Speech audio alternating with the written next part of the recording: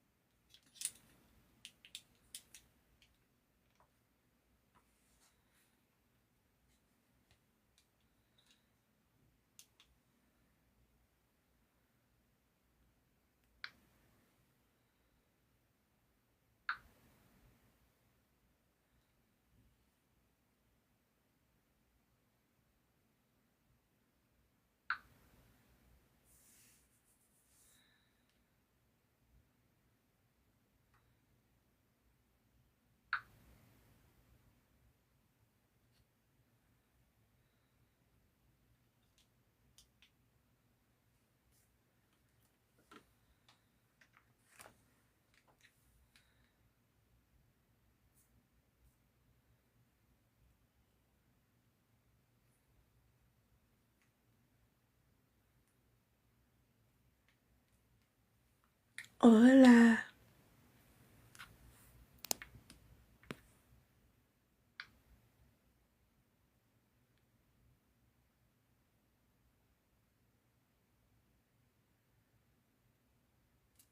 Where'd she go? I don't see you. Hey, Midnight. Hot wash. There she go. Okay.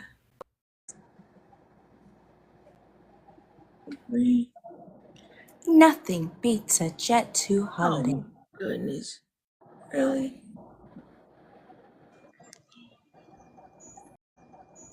Hey, Midnight.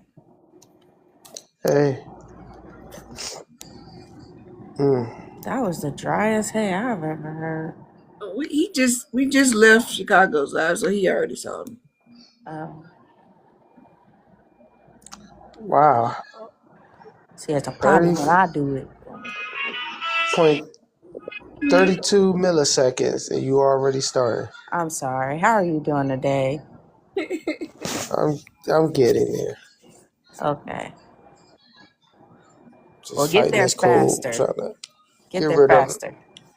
I'm trying. I'm sick of this shit. What's up? What's up? What's up? What's up? Y'all can see the It's like prompt. it's my mother-in-law birthday. I can't celebrate with him. Oh. It sucks. Y'all can see the prompt real good, right? It's not too dark. Well, tell her your TikTok fam said, happy birthday. She a Leo? Oh, man. Shit. So it's my son's birthday was yesterday. Wow. You're surrounded by Leos. Nah, just them two. That's it. There's no more birthdays till September. Y'all share out the live and get y'all day to heart me. That's enough. 2 Leos is enough. Make sure y'all claiming y'all points too. I don't think everybody claiming it. Hi Teresa, how you doing? Welcome in. What you eating? What's up, Bam? Nothing beats a Jet 2 holiday. You go. Right now, you can save 50 pounds per person. I want to say 50 pounds.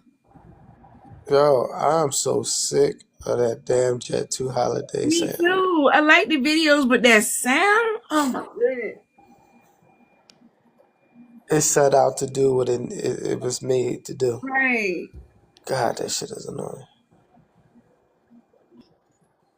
Did you see the birthday video? I want a hat. I'm glad you brought that up. I want a hat. You want a hat? I want one of those hats. How much? You want one of them birthday hats that you got? The little teeny hat? You know what? I wasn't even gonna get that hat. It was our son that said, "Mom, you got to get the hat," and I was like, "Nah, I think that's inappropriate in some way, shape, or form." He was like, "Nah, you got to get the hat." So while I'm at the register, he goes, runs back and get the hats and bring them so I can buy them. I was like, "Man." Yo, that was classic. Like, just something for the win. Like, when you see him, give him a high five for me. I will. Yeah, they didn't have any party hats. That's what I was looking for. I wanted to get them, and then there was another one with like the little frou-frou fur type looking stuff around there, and I was like, I should get that for your dad. He was like, Nah, you ain't finna do my dad like this. Yeah, no.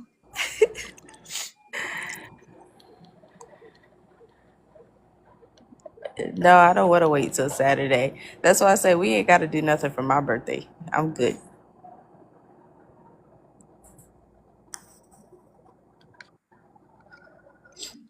Oh man, you got to do it right for her birthday. It's only right. No, we ain't got to do nothing. Mm-hmm. Man, shoot.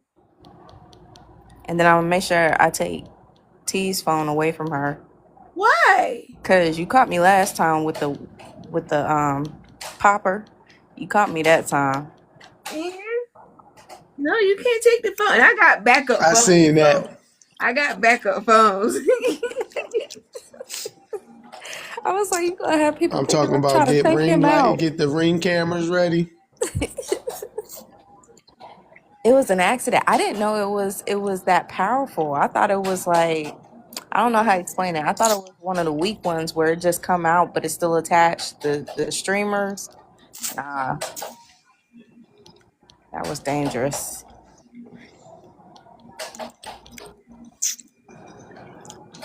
That was the reaction after it popped.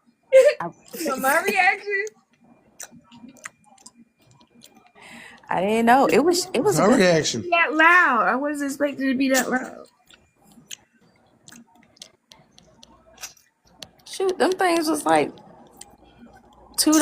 They had bigger ones for $3, and I was like, oh, this will be fun. Nah, Bam, do me a favor. Did you send your heart me yet? I'm trying to. It gotta be 3 people. I thought it was only 2 people. Dang it! I All right. sent mine before you set the live goal. Oh no. Oh no, I didn't. There you go. All right. I need one more. What's up? What's up? What's up? What's up? What's up? Cause I Okay, see if Bam sent his yet. so T, baby girl got her open house, so we gotta leave here at Yeah. 3. No. What? I'm telling you. Yeah, but I understand that. You know. Nah, cause you be texting me talking about, so where'd you go? Are you okay, girl? Well, you told me in advance. You told me already, so I'm good. Sometimes I Okay, forget, just like you do. I know, I know. Where is these people at? Should I send a message and be like, bring your ass Yeah, in? yeah. Hold on, I'm gonna share it out. I don't know where everybody at. Let's see. I know Chicago probably still alive. Yeah, he's still looking like he lying right now. They go Melvin. Oh, I was just about to share it to Melvin. Let me take him off the list. Melvin, throw your heart me up, man. What happened? Do me a favor and go ahead and do your heart me. Heartbeat? The daily heart me. This man is a regular in the live. Leave Talking about some heartbeat? it alone. I'm like, what the hell you talking about? Now I was trying to get that flash goal. Did I do it right? Yeah, you Yeah, you got it. did it. You got it. Appreciate you. We're gonna go ahead and start because Hot Watch gotta leave early. So as y'all can see from the prompt, if you got in trouble, basically if you were to get in trouble, You did some. You performed a crime, and the crime you could possibly get life or death or unaliving. Because I don't know if we can say it. I know we can. I think we can read it, but I don't know if we can say it. Mm-hmm. But anyway, which would you choose? Wash, we're gonna start with you. If I ever get to the point where I do anything to get me behind bars, I know it's gonna be defending my family.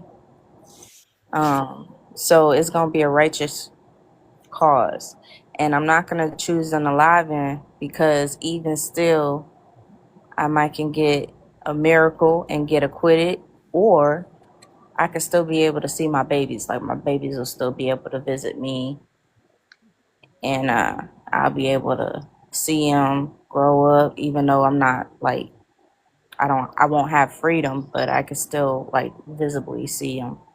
So that alone would be worth being behind bars instead of now. If it was just me, I would have, hey, take me out of here. Right, got you. All right, Game Bully. How about you?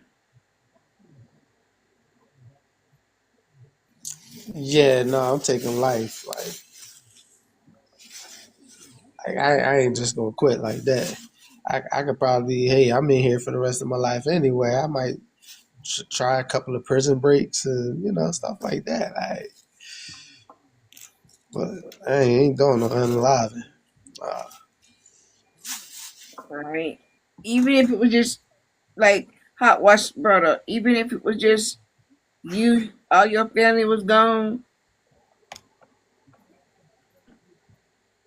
still. I ain't trying to. I'm gonna make it fun. Shit, I'm in here for the rest of my life anyway, so why not? All right. All right. Melvin, say what? Oh, unalive right now. Um, this touchy for me. Shit. I go with life. Life? Why? Just protect because I was just for my family. But damn, for me, and coming from law enforcement, I see some ugly shit, man. So this kind of hard for me. Whew. All right. Dale, if you were to commit a crime and the crime could you could spend the rest of your life in it in jail, would you prefer life or unaliving? Depends on what I did. I say that. Um, but even if you go to the penalty, you'll be sitting there basically for life until they feel like putting it down, like putting it down. So this is kind of hard. Man, what made you come up with this one today? Whew. All right, the reason what made me come up with this question, I was watching a documentary yesterday, and I love watching documentaries, and it was focused on these guys. And a lot of them were doing life, but in a sense, what made it easier for them was they had a job. They made quilts. The documentary is called Quilting on Netflix. They made quilts for people for children in foster care, and it gave them a sense of purpose.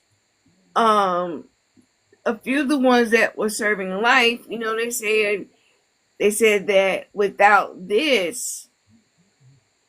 something giving me a sense of purpose, I would rather be unalived because just being in here, you know, getting the comforts of life and being outside is really different. And then a lot of them, one of them was like his mama passed. He didn't get to be with his mama when his mama passed, so he said basically his family gone. I'm just here. I'd rather eat, but what that the quilting that they did, gave them purpose. And yet, of course, there was some that were getting out. They weren't. They didn't have a life sentence, but it made me question. If you did something and it warrants you spending the rest of your life, because one man went in at 20 years old. He's been in there for 40 something years. 40 something years. Might be longer than that. But and one man was in there, he did something when he was young and he been in almost 60 years. And I'm like, dang, could I do that? Or would it just, because I asked my husband the question, and he said he would rather choose not being here than to be locked down for the rest of his life. My thing is, I'm like, D, for me, thinking about my kids, could I do that? But if I was alone and there was no family, I would want to be unalive. That's how I came up with the question.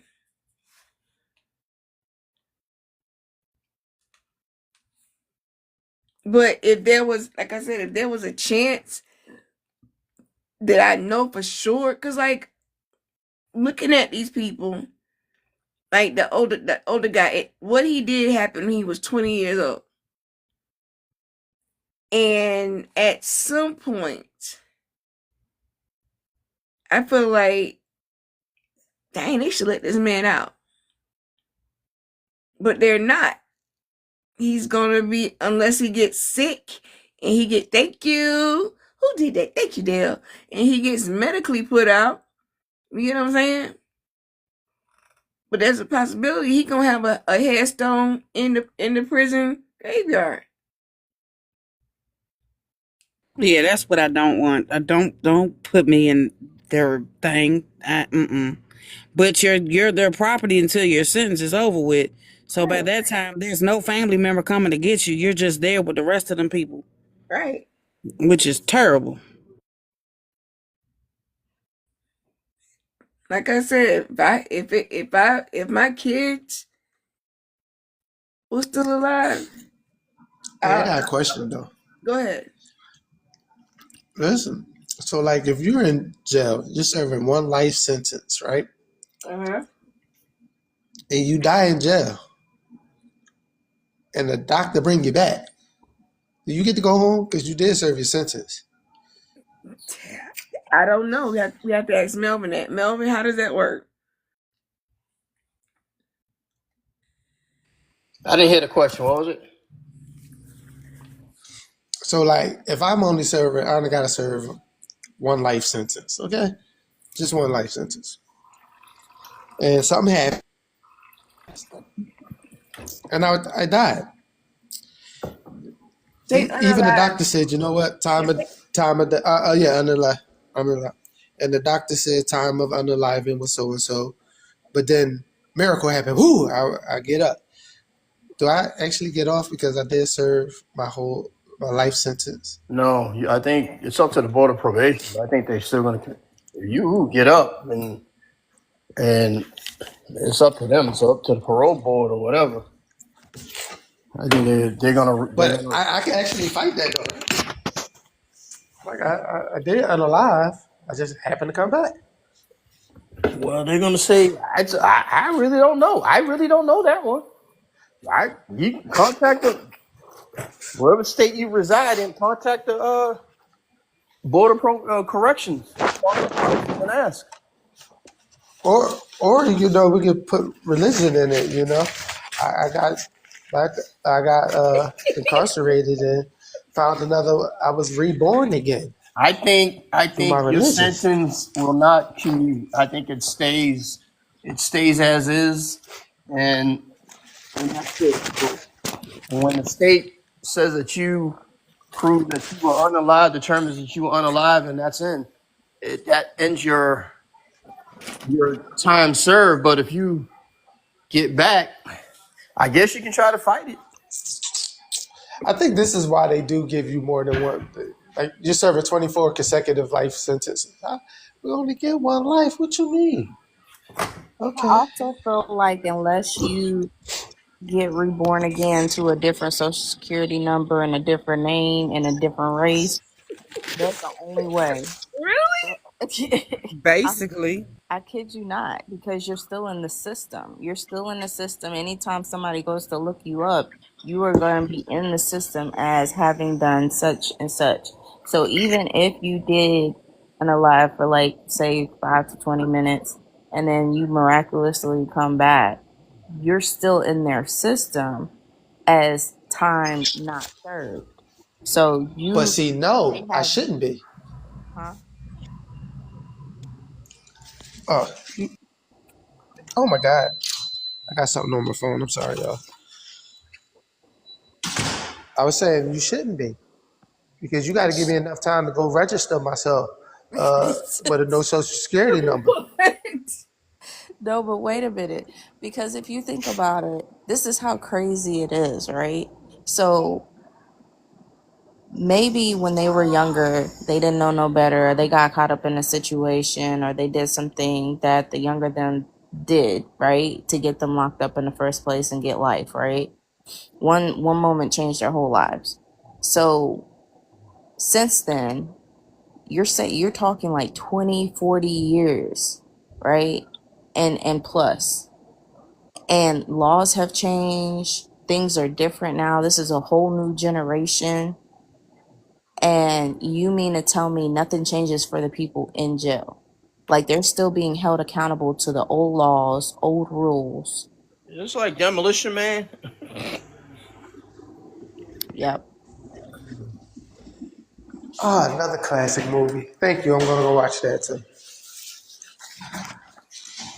So I mean that's the ridiculousness of our justice system. So I mean, you have some people that are lucky enough to be innocent in a situation.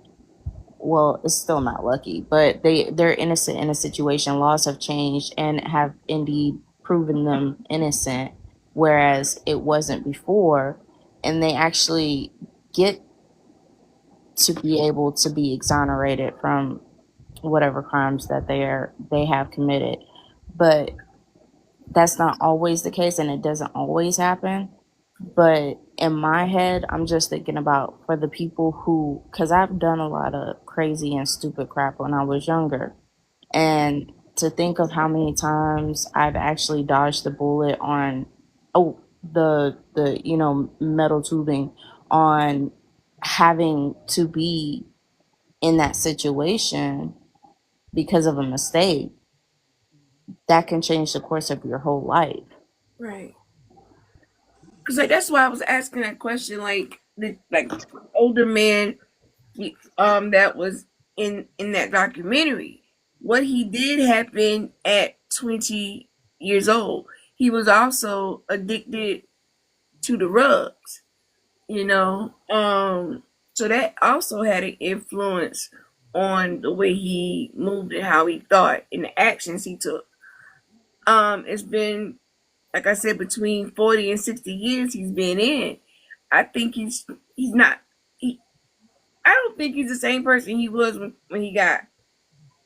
So for him to still be there, that's what I'm talking about.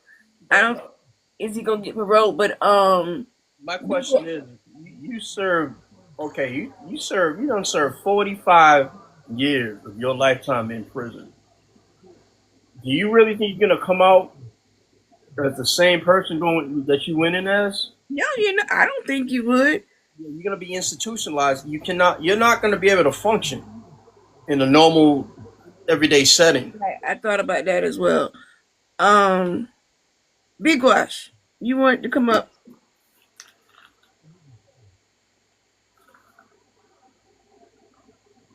He's working too, so if he can't answer right away, he's probably on a call.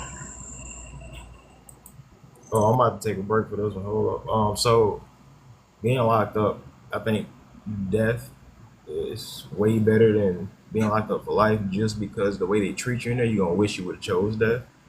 There's no such thing as being Unaliving. treated humane. Unaliving. Unaliving. So being in there, they treat you as if you're an animal. You're not human. It's, it's nothing humane in there. The food is trash. Depending on which one you go to, and most lifers, they all have jobs and to get their mind off of things, wishing they can get out. And to answer the question about what if you flatline and get brought back, you still gonna serve that term because in their eyes, unaliving is you not coming back. Period. It's like the guy who went to the Pine Sol chamber. It went through and he got back up. Guess what? He went through again later on. He didn't get back up. He was done with the sentence. And even if you're in there for half of your life, serving a life sentence, that parole board is the hardest thing ever to pass. You got to do a lot of ass kissing to get them to say, yeah, you're good. Let's go. Let's get you out of here. Because once you've been there for that long, outside life would never be the same because you don't know anything about the outside. Cell phones are new, TVs are new, everything is different. So you'll be looking over your shoulder as if you still in there and you at your house eating by yourself. It's called It's completely different. institutionalized. That's what they name it. Yeah, so it's completely different. But I think unaliving is the better choice. Like most people don't get to experience it for a little bit of time, so they wouldn't understand it. But if you experience it for a little bit of time, then you can get the gist of you're not a human being in there anymore. You're an Right. animal. Right. In the eyes of them, you're an animal. So you can sneeze wrong, whole. You can look at a guard wrong, whole. You can laugh wrong, whole. So everything you do is looking at, and it's up to them how they feel that day. If they came in pissed off, they're gonna treat you like shit. If they came in happy, they still gonna treat you like shit because you're an animal. Now, I do have a cousin who is serving a life sentence. Uh, I mean, like he knows what the cell phone, the social media, and all that stuff is. Uh, I don't know. Like I just think, like you just said, it depends on where you at. Because I don't think all institutions is like that. Because he's actually became a better person being in there. Yeah. So I don't know. All right. So my next question is: can choosing unaliving be considered an act of accountability or cowardness? Um, Hot Wash. We'll start with you. How do you feel about that? Can choosing unaliving be considered an act of accountability or cowardice? I think it very well depends on the situation. I feel like if it was a child as heir and they chose to do that, then I would call that an act of carelessness. But if it's somebody who feels like a deep regret for something that was small, but they didn't realize the extent and they can't handle it, and they choose that as a way out, I wouldn't feel like that would be a coward's way out. I really wouldn't. I feel like it just depends on the situation and what they were in for.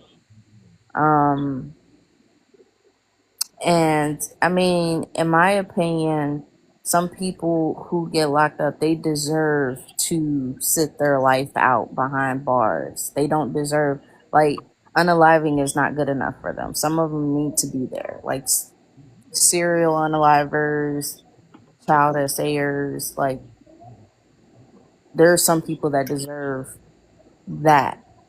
And then on the other hand, there's some people that made a mistake or they made the decision of trusting the wrong person and they feel like they can't come back from it. And there's a kind of guilt there of, you know, not being able to undo that wrong. So I'm more or less on that page. All right. Game Bully, how you feel?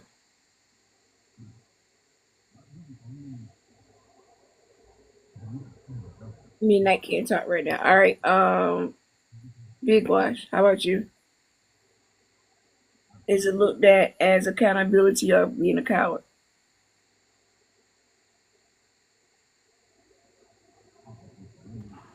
I think that it, like Lee said, depends on the crime. So if you're a chomo, um, you do better off unaliving yourself than going to sit behind them bars. Because if you go behind them bars, you're gonna wish you did because they're gonna mow you just because you're a chomo, and that's gonna be an everyday, all day thing they got to deal with. If you're a serial unaliver, I think you should stay in there. That's the right thing to do. If you off yourself, what was the point of everything that you did? You'd be a coward. But it just depends on the crime. If you did something that is, I don't know how to say it. I just say basically just chomos, SAers, rapists, or people like that. Just go ahead and unalive it because I wouldn't look at you as a coward. It is what it is. You took the only way you know to take out because it's not gonna be safe for you. You know, you're probably gonna get unalived in there before you can reach a life sentence. Yeah, that's just honest opinion. Okay. Thank you, Gail. How about you? Do you look at it as an act of accountability or cowardice?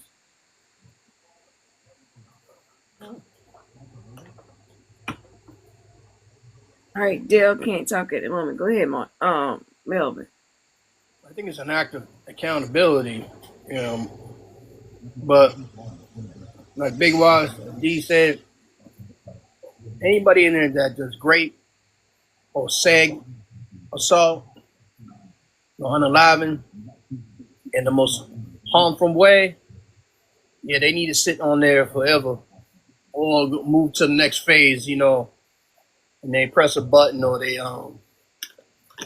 and they go out that way. But I think accountability, yeah, they're serving their time for the crime that they did. Okay.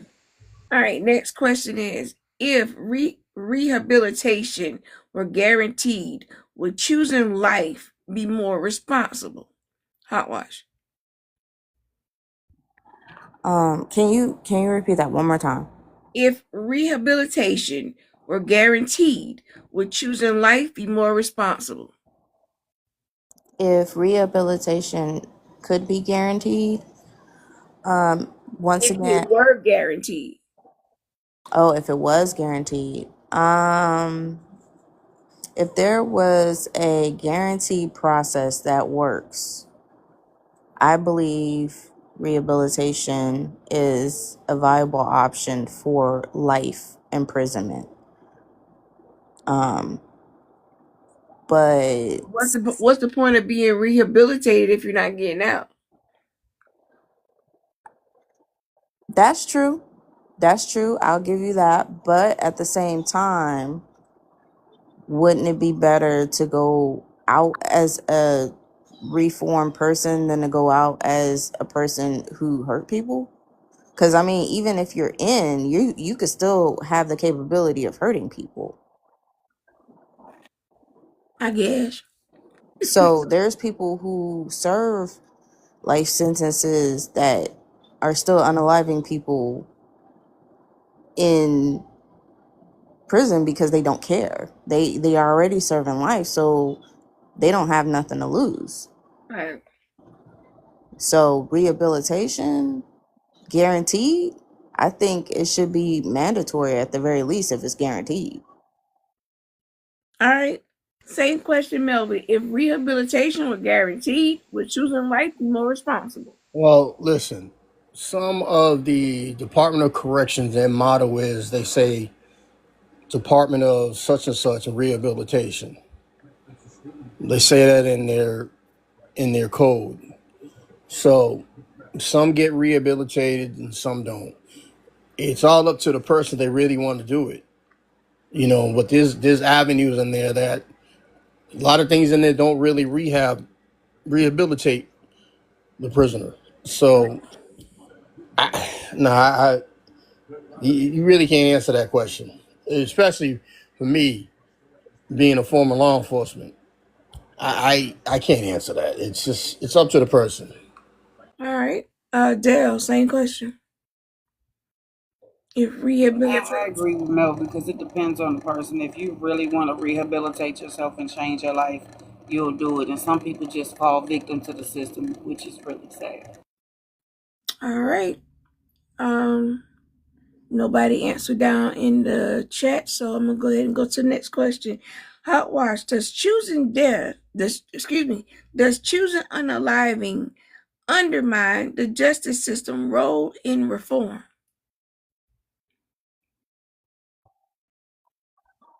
Um, it can. Um, It definitely can. But here's the thing: justice system is crap, anyways. The laws that allow serial SAers to continue to do what they do are lesser than the laws that say a convicted rug seller would have, in my opinion. So I'm gonna leave that there. all right. Poetic, the question was, does choosing unaliving undermine the justice system role in reform? All right, Melvin, go ahead. No, it doesn't, because you don't have a choice. Either they find you that or they don't. So you don't have a choice. All right. Dale, how do you think? Does it undermine the justice system role in reform? All right. Wait a minute, say it again, darling. Does choosing unaliving undermine the justice system's role in reform?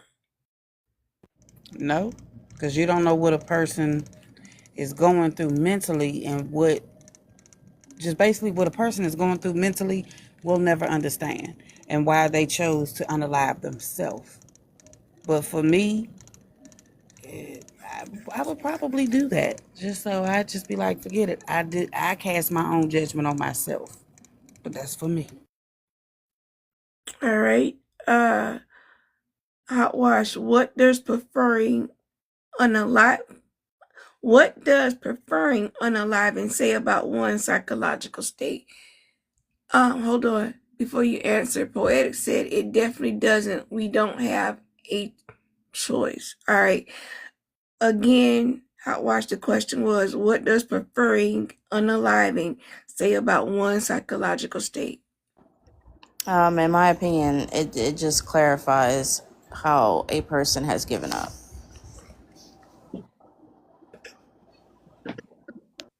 Melvin. Yeah, their psyche, they strong enough or weak, and that's the whole case. And if you're found guilty on a serious charge, then yeah, you may have that button pressed, but if you life and it's a whole different world in there, and there's no such thing as fight or flight. It's just fight every day. So that could, of course, it's going to mess with your psyche. All right, Dale.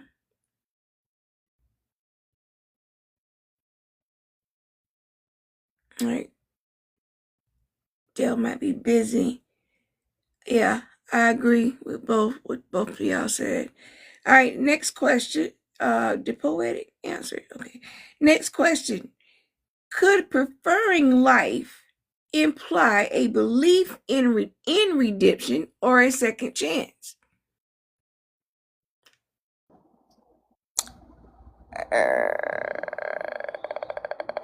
So, preferring life over unaliving? Yes. Could it imply a belief in redemption or a second chance? It could, but then also that person might not just want to be unalived. Right. So it's not necessarily so much that they believe they can be redeemed. They just probably are that selfish enough where they're like, yeah, no, I'm not trying to leave right now. All right. Melvin. Yeah, I agree with Hot Wash on that one. All right, Poetic says she'll be right back. Dale, how about I'm you? here. I'm here. What's up, Mama?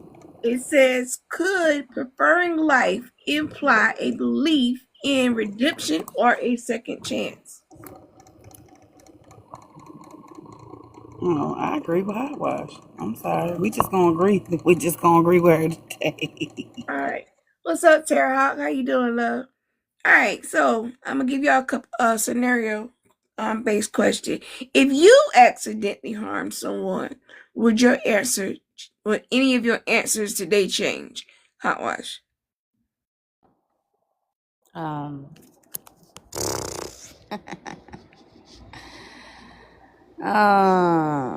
if I accidentally did, no, because I mean, my guilt, my guilt. I have a extreme awareness about myself, and I know that if I ever unintentionally caused harm to someone, my guilt would be a lot. But I still stand by what I said. I don't believe that I would choose unaliving over life in prison. I would very much prefer to stay alive and still be able to have the chance to be able to speak to my children and be a part of their lives if they'll have me. But I don't think any of my answers will change. And on top of that, I take a lot of care in making sure I make choices that I don't end up in those type of situations. But accident is an accident. You can't always control what happens accidentally. Mm-hmm. So Melvin, same question. Hot Wash took some of my damn answers. So I have to agree with my sister on that one. Go with her. All right. Okay, Ram. Dale, same question. Well, I'm just gonna be honest with y'all. What happened yesterday was an accident, and I'm noticing what I'm going through is I feel like I'm in a midlife crisis, and this is sad. But accidents do happen, and I'm thankful that lady told me to go on, and I ain't called the police because I was not high. I'm just going through menopause, and that brain fog is real, to where you don't acknowledge what you're doing. And I'm glad I'm not the only female going through it. But yeah, you can accidentally do stuff and not be in the right frame of mind. Hot Wash. Hot Wash. All right. So, how does your Hot decision wash, change? excuse me, T. I show is. I show is. I Hey told my Dell, family I'm going through a midlife crisis. I am. Dell, Did you start drooling and twitching your eye? I should have, but when I backed into that lady, and I ain't mean to, because I didn't know I put the key in the car, and I really did not know I was in reverse until I went boom, and I said, "Oh my God, my car's moving." and this is And how I you looked at know it's her. real. She tinkled on herself a little bit, so you I know. sure did. I sure did. I should have shat on myself too. No. Stop. Stop. All right. Last question for You this. should have started talking to yourself. You all right? Yes, I'm okay. You all right? No. What happened? What happened? Y'all made me sick. All right. Last question for this topic. How does your decision change if you know you're innocent but no one believes you? Hot Wash. Wow. Um, I think most of the time that you spend in confinement, um, I think that's the time that you would be spending trying to either prove your innocence or patiently waiting for someone in your community to fight the good fight. I think that would be the switch in, knowing that you did something and accepting the consequences for that. But then also too, you have some people that they were innocent and no one believed them, and no matter how much they tried and tried and tried, no one wanted to hear it. So you do have some situations where they just unalive because they felt like there was no hope. All right. I agree with you on that. Go ahead, Melvin. You just gotta talk to people and try to, you know inside you didn't do anything wrong. You just gotta find someone that can agree with you, because it's an uphill battle, and you just gotta keep doing that, and just and that's what can happen. It can change if you can just change one mind. You have succeeded, right, Dale? When you backed up in that, ooh, Stop. Go ahead, Dale. Y'all there. All right, what was the question? Oh shoot, hold on. How does your decision change if you know you're innocent but no one believes you? Oh, honey, that's the story of my life. Welcome to my world. All right. Does anybody have anything else to add before we go to our next topic?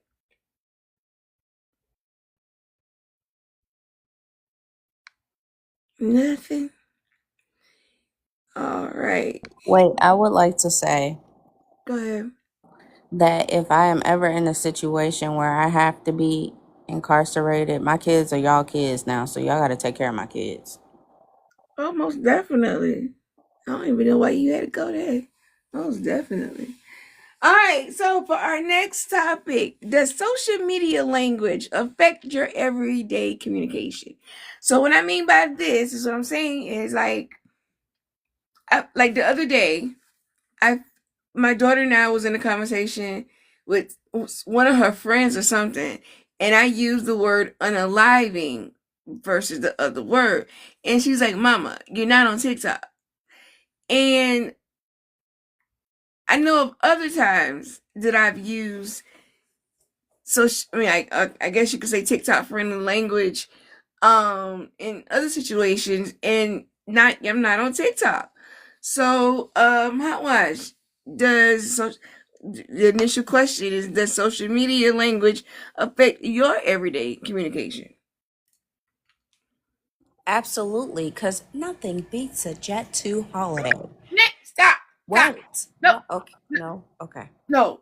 Um.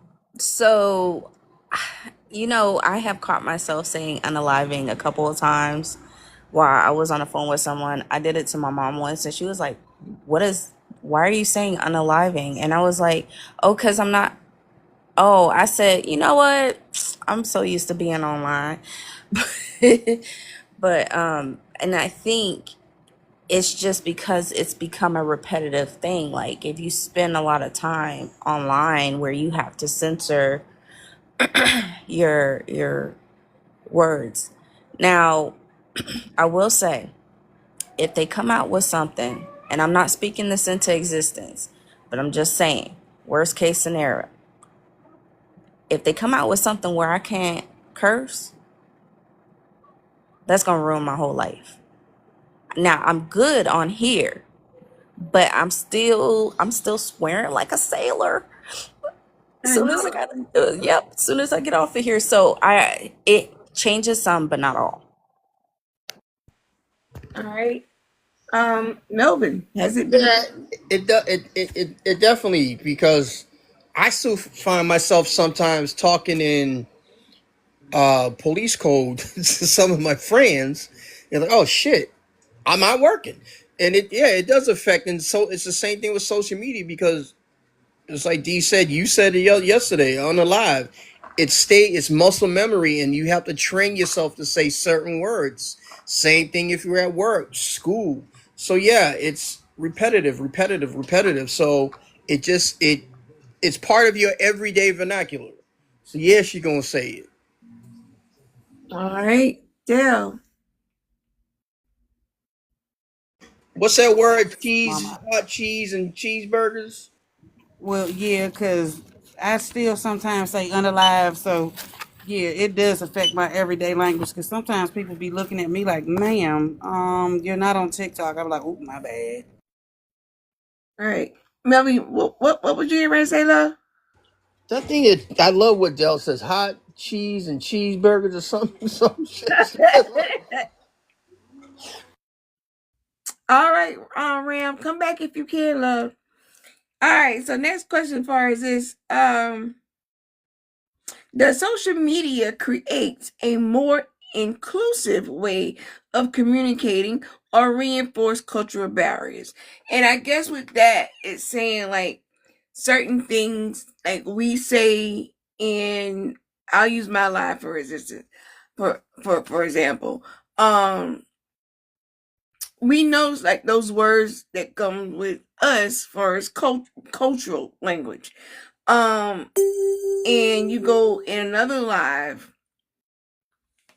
or the other people's lives, you wouldn't say certain words to them because they may not understand what it is. Like certain references we have, like say "Bye Felicia." Everybody gonna know what "Bye Felicia" mean, So is it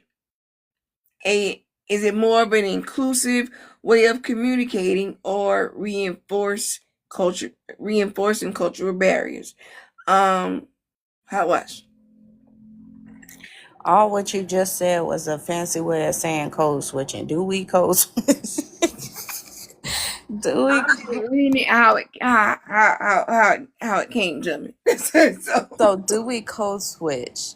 We don't code switch, in my opinion, as much online as we do dealing with day to day activities such as work, or when you're dealing with business, or when you're out and about. I feel like I code switch more when I'm present physically with someone versus online. Now, there's certain cultural things that I will not do around the white tea community that I am able to do in my community, right? But that's just code switching. That's natural code switching. So we already do it. Do we do it online? Not so much. But at the same time, there's in my opinion, there's a lot of adapting, but it's also the reason for a lot of division as well. All right. Yeah, I think yeah, when you're comfortable, you develop a relationship with your cohorts online and certain lives. Yes, it's just a natural progression that you use different code words and other things with them because you're comfortable. You go to another place, no, you're not, because you're getting to know that person, their genre and what they're talking about, point of topic. So it's going to be different. So each live is different. It's sort of like the certain channels you find on ABC are different from CBS and NBC. So yeah, that's a natural perspective. All right, Dale, go ahead. I don't know if this pertained to me because I'm kind of like in both communities.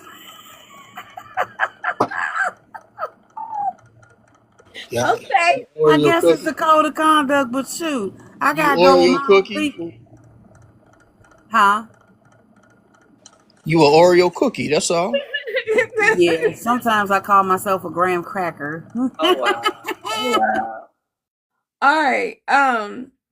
Have emojis, abbreviations, and slang from platforms like TikTok or the Book of Faces dilu- diluted or enrich verbal and written expressions. Again, have emojis, abbreviations, and slang from platforms like TikTok or the Book of Faces diluted or enrich verbal and written expression.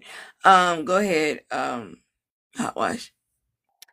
If anything makes me feel my age, it's the emojis and the different verbiage that comes from the new wave of of speaking and communicating. I think that I think that I I really sometimes I just really look at some of these posts and I just be like, what are you trying to say? Because what you're trying to say and what I'm understanding is not the same thing. So I do believe that from social media, just using emojis and different viral terms and stuff like that, I think it has crossed over into every form of communication outside of social media. And it can be really confusing if you're not up to date.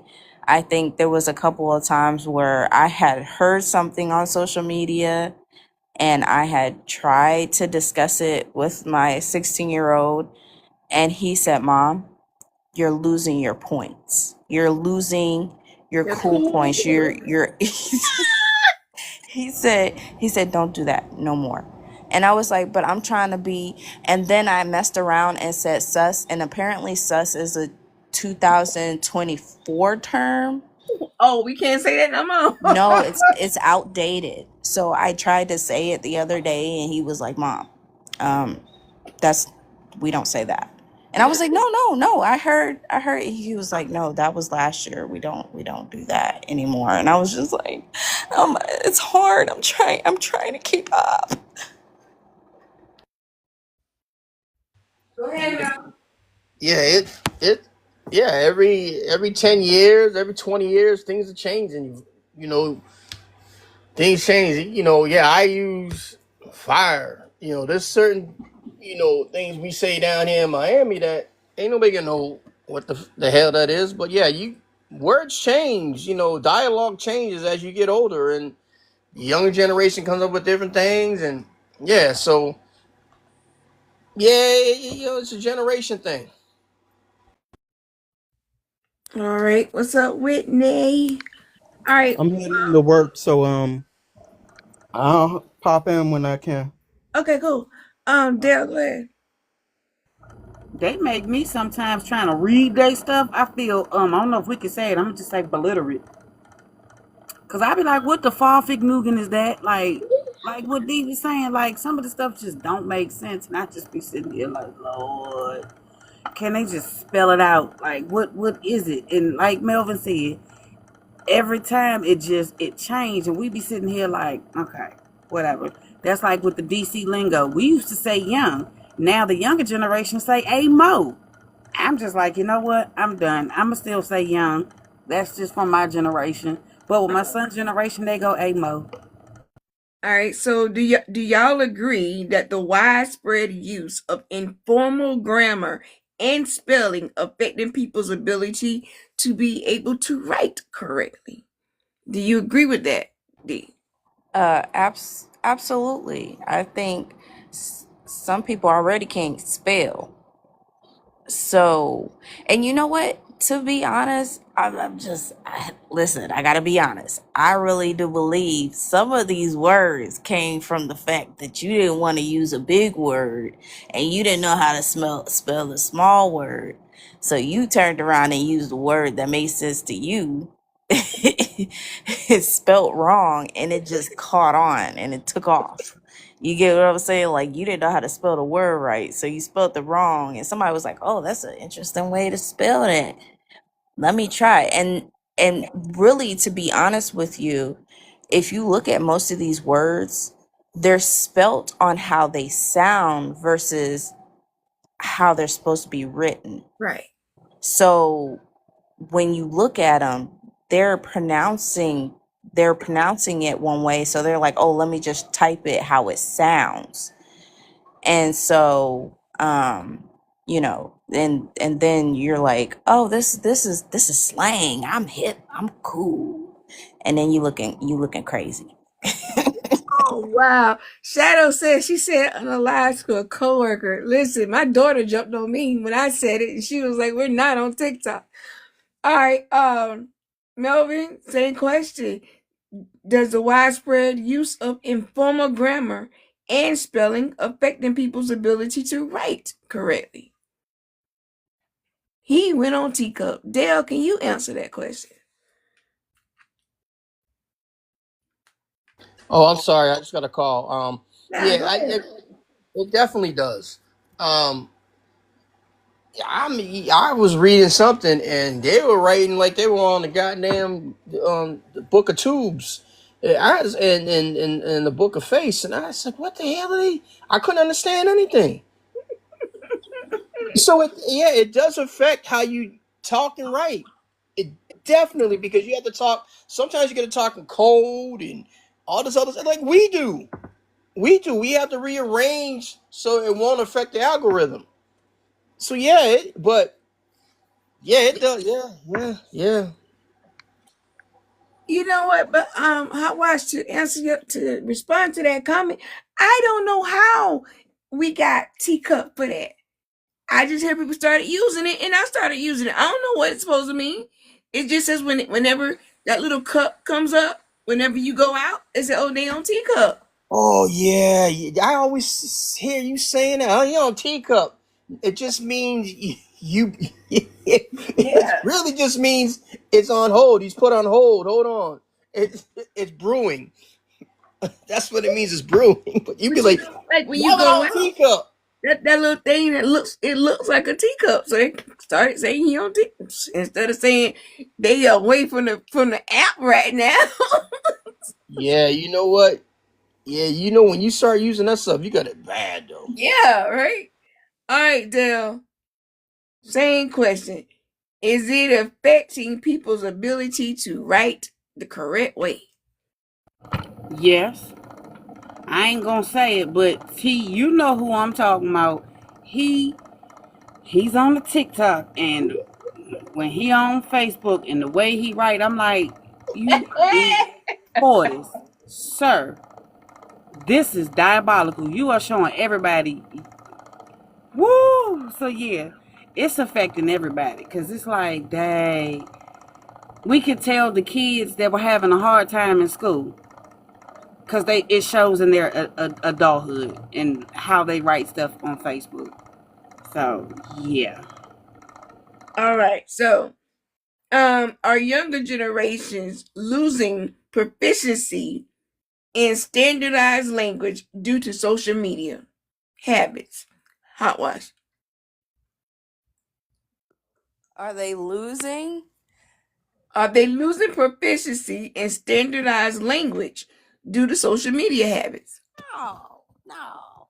They are losing in terms of there's a disconnect between the older generation and the younger generation because of the lingo and the vernacular from um social media.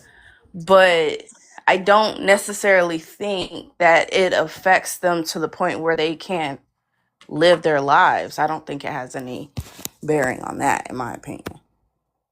All right, go ahead, Melvin. Yeah, there is a big disconnect because back in our day we didn't have social media.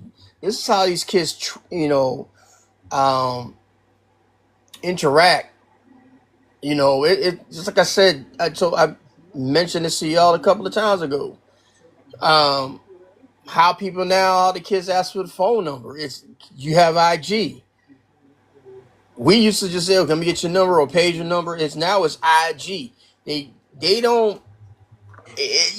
You go to clubs, you don't really see them dancing. They're on live on their cell phone. So the social media is more important than interacting because that one on one, they don't have to worry about it because they rather talk through a phone to communicate and how they talk and lingo. Yeah, it's different because we never had all this when we were kids. All right, Dale. I agree with Melvin. It's it's their comprehension.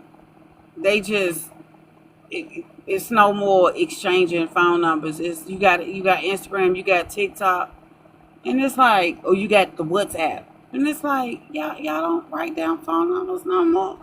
So y'all just go straight to the social media just to see what they all about. Oh, okay.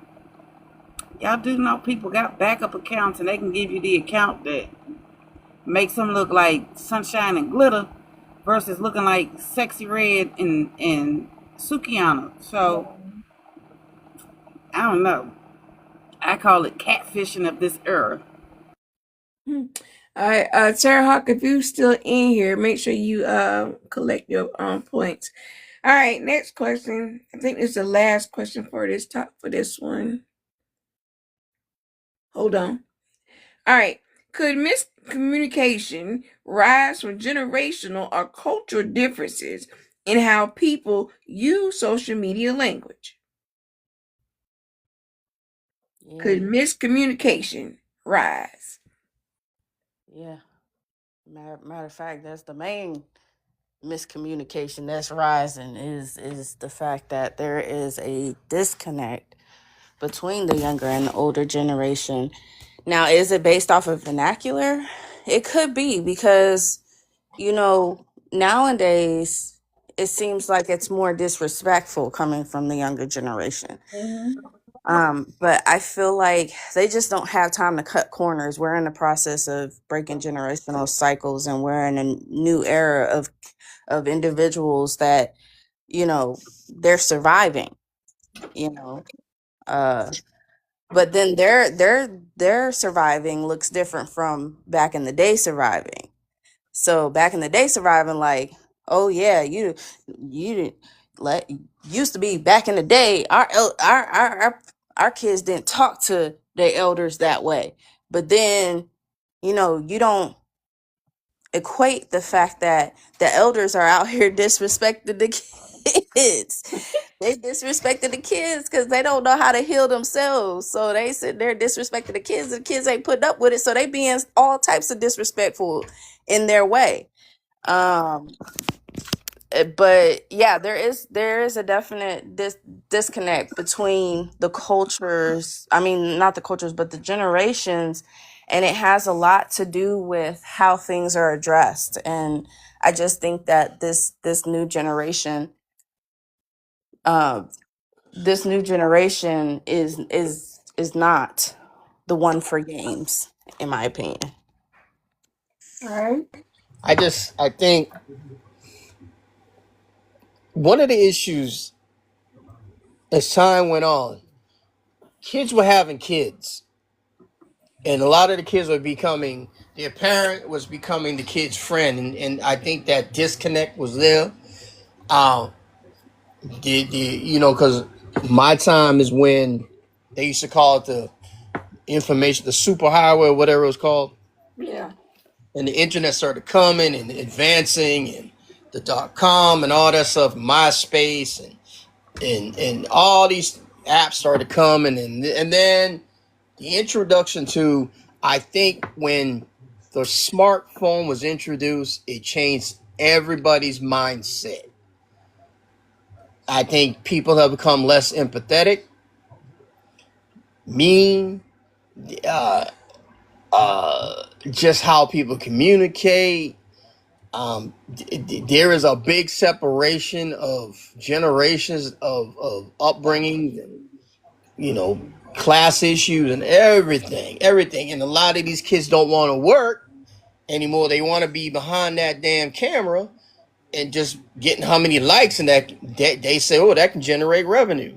So when you go into the McDonald's or Burger Kings, you're not going to get that big time good customer service because it's going up the dough, because they rather be on their computer making that quick money instead of working like hard. You feel me? Hmm. All right, Dale, how you think? How you feel about it? Well, thanks to D and Melvin, they basically done said what I was gonna say. So thanks, guys. Cause I mean, it's true. It's so much of a disconnect because think about it. When you go out, you see a lot of parents where their children that are just babies, just to keep them entertained, they put a device in their hand. Yeah. And it's like, wow. And you notice more and more children are on devices, and then you're starting to notice more and more are starting to wear glasses. And it's a lot of disconnect because a lot of people don't talk no more. I'm gonna text you, and then you text, and they don't understand the tone, and it's like, oh, you get mad at me? Like, no, I was just. It's like nobody don't want to call and talk anymore. Nobody don't even send letters no more. In the mail, yes. I'm talking about writing a letter using the map. I'm old school. Go ahead, Mel. You know the biggest issue that affected a lot of kids today, and it's a serious, really psychological and emotional issue, is that being disconnected from their phone, separated from their phone. I don't know if y'all have seen teachers getting beat the heck down with broken legs and all that stuff because their phones were taken from them. And I think what really affected a lot of kids, especially younger kids, is COVID. COVID took a lot of interaction between kids because, you know, of a 7-year-old has to stay home for damn near 3 years and not communicate with their friends, a one-on-one or a group setting outside the house. It was through computers. So that lack of communication, you know, was extremely detrimental to a lot of people. But it was worse on the kids. This phone, you take the phone away from children, God help you. It's the same thing with the games, because it affected us when we were young. Oh, damn, you taking away our damn game. But we can go outside and do things. Kids don't really like to go outside as much. They like to be on their phone at the crib. Yeah.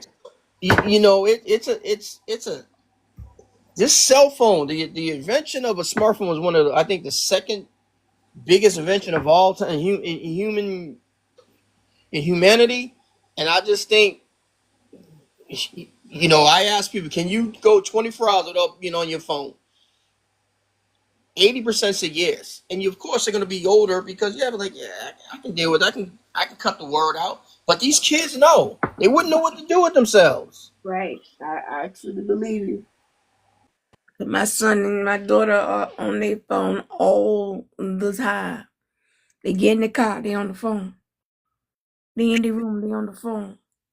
We eating, they on the phone. They walk around the house on the phone. They go to the bathroom on the phone. They on the phone all the time doing something. All right. So far as Wait, hold on. Before we move to the next one, can I just interject right quick? yeah, I was still on this topic, but I haven't moved to the next one yet. But go ahead. I just wanted to say, yeah, to further enforce what Melvin just said, it's very true. I'm dealing with 3 different kids on 3 different age groups, right? So I have a 4-year-old, soon to be 5. I have a 12-year-old, and I have a 16-year-old. And in our house, the way it works is if you do something that you're not supposed to do, or you didn't do your chores, which at the bare minimum is what we ask them to do,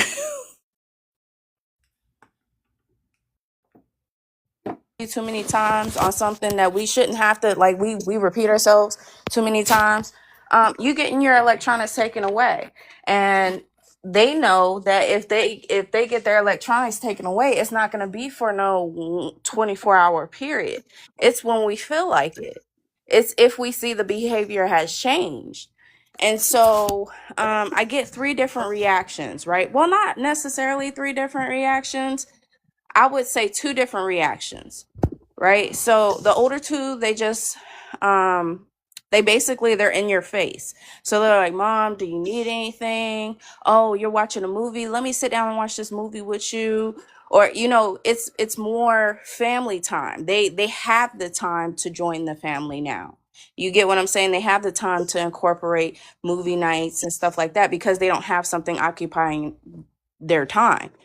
So, and then you also get like the little attitudes, like they're upset because they can't talk to their friends or whatever. And with the youngest one, I've noticed like her tantrums have became so irate when I take away her electronics. Like when I tell her, okay, you're not going to have your phone, you're not going to watch TV right now, she absolutely falls out. She feels like it's the end of the world. She's like throwing tantrums, she's screaming and all this other stuff. And I'm like, dang, you're bad.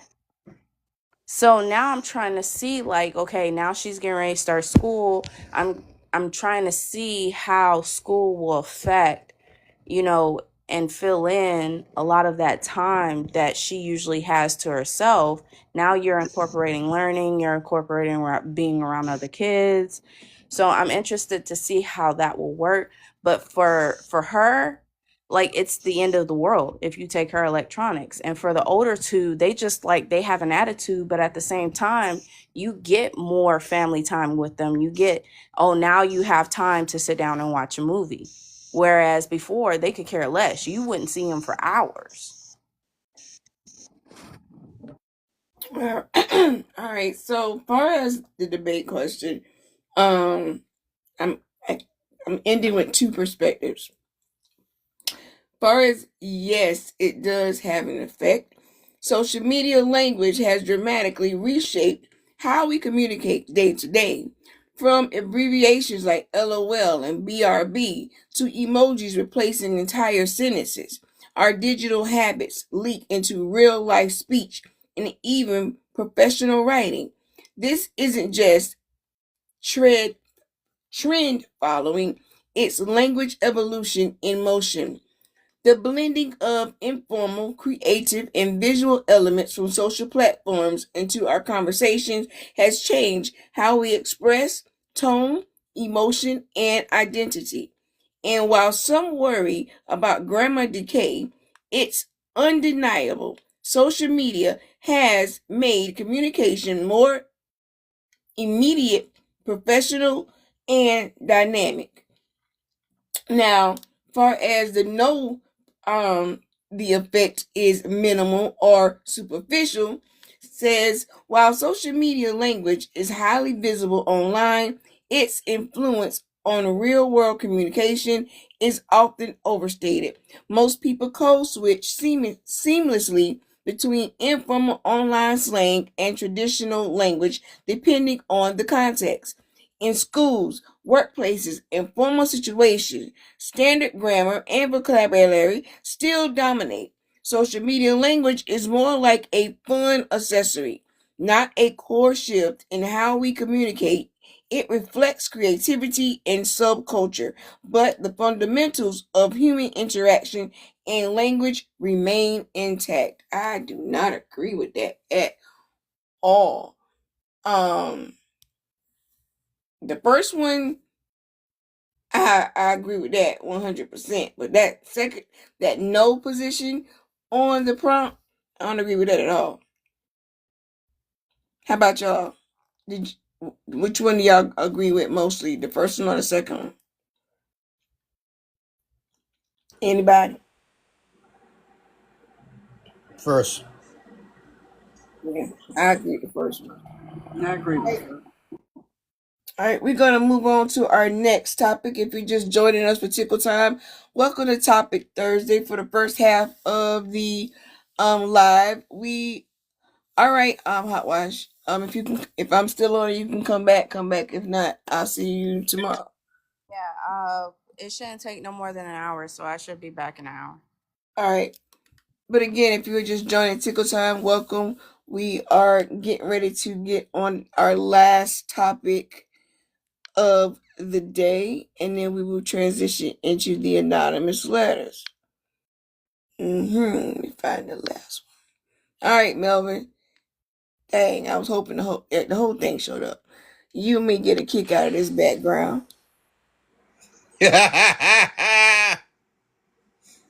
But it's law enforcement versus the internet. And where I'm coming from with this one, a lot of times when it comes to investigating things and finding things out, hold on. Hey Dre, how you doing, love? Um, we find that shoot.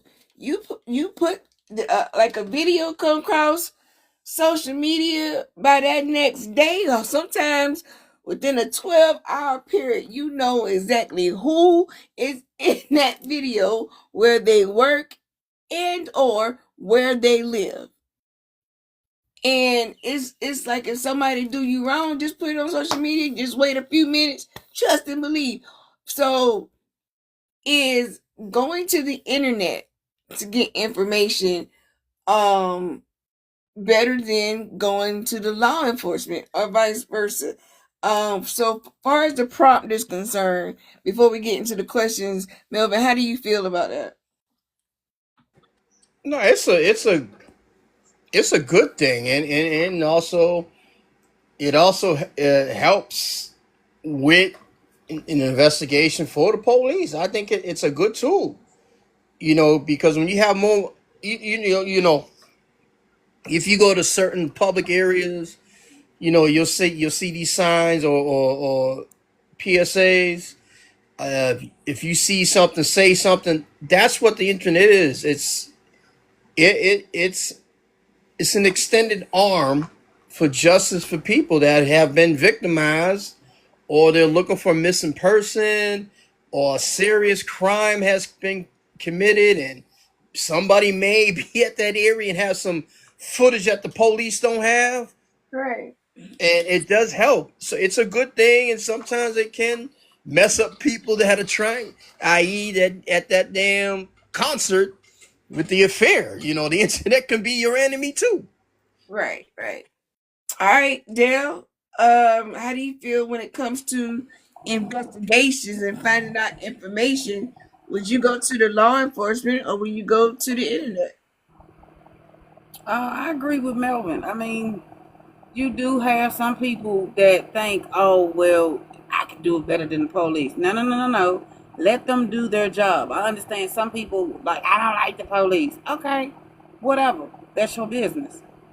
But sometimes the internet can interfere with what the police are trying to do, because they feel like we're smarter, we could do it better, and we can do it faster. But it also helps the police, because sometimes, like with the first 48, they go around knocking on people. I don't know, I ain't see nothing. Oh, I ain't see nothing. But you do something for the internet, and they like, oh, we got it. This who this person is. This where they at. This their address. Thanks for helping. See how hard that was to say this is the person. This is the person that committed the crime. Like, help the people. I mean, how many of us want them people out here on the street? I don't. I'm gonna help the police. He right there. Shoot. Social media help, then let it help. Sometimes it hurts, sometimes it don't. So everybody's opinion is different. Hey, Kathy.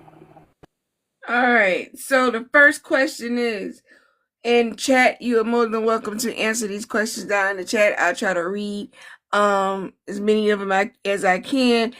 Hot Washer said that I guess she's referring to the internet. It has become the new neighborhood watch. Dre said the internet scares me more than the piglets, for sure. All right. First question. Who is more trustworthy in providing accurate information?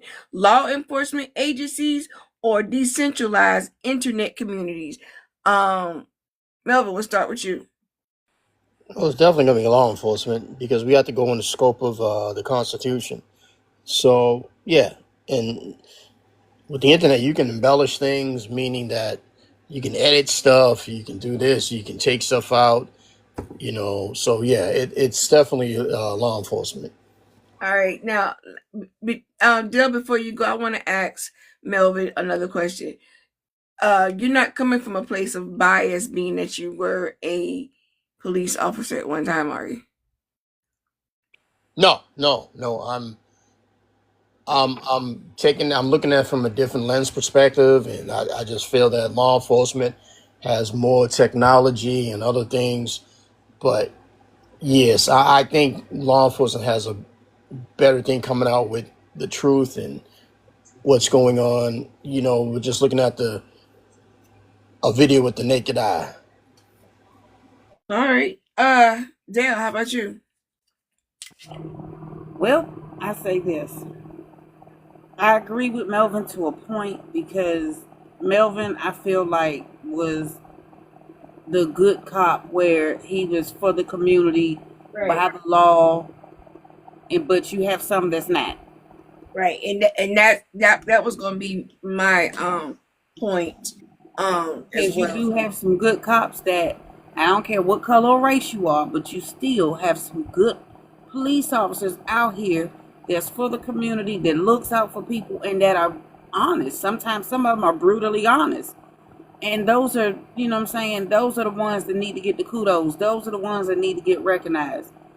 Because there's some that are just, that makes it to the point for me, I got chased out of PG County because of one police officer wanted to make himself look good and try to rid our community of people. And it's like, sir, you picking on the wrong people.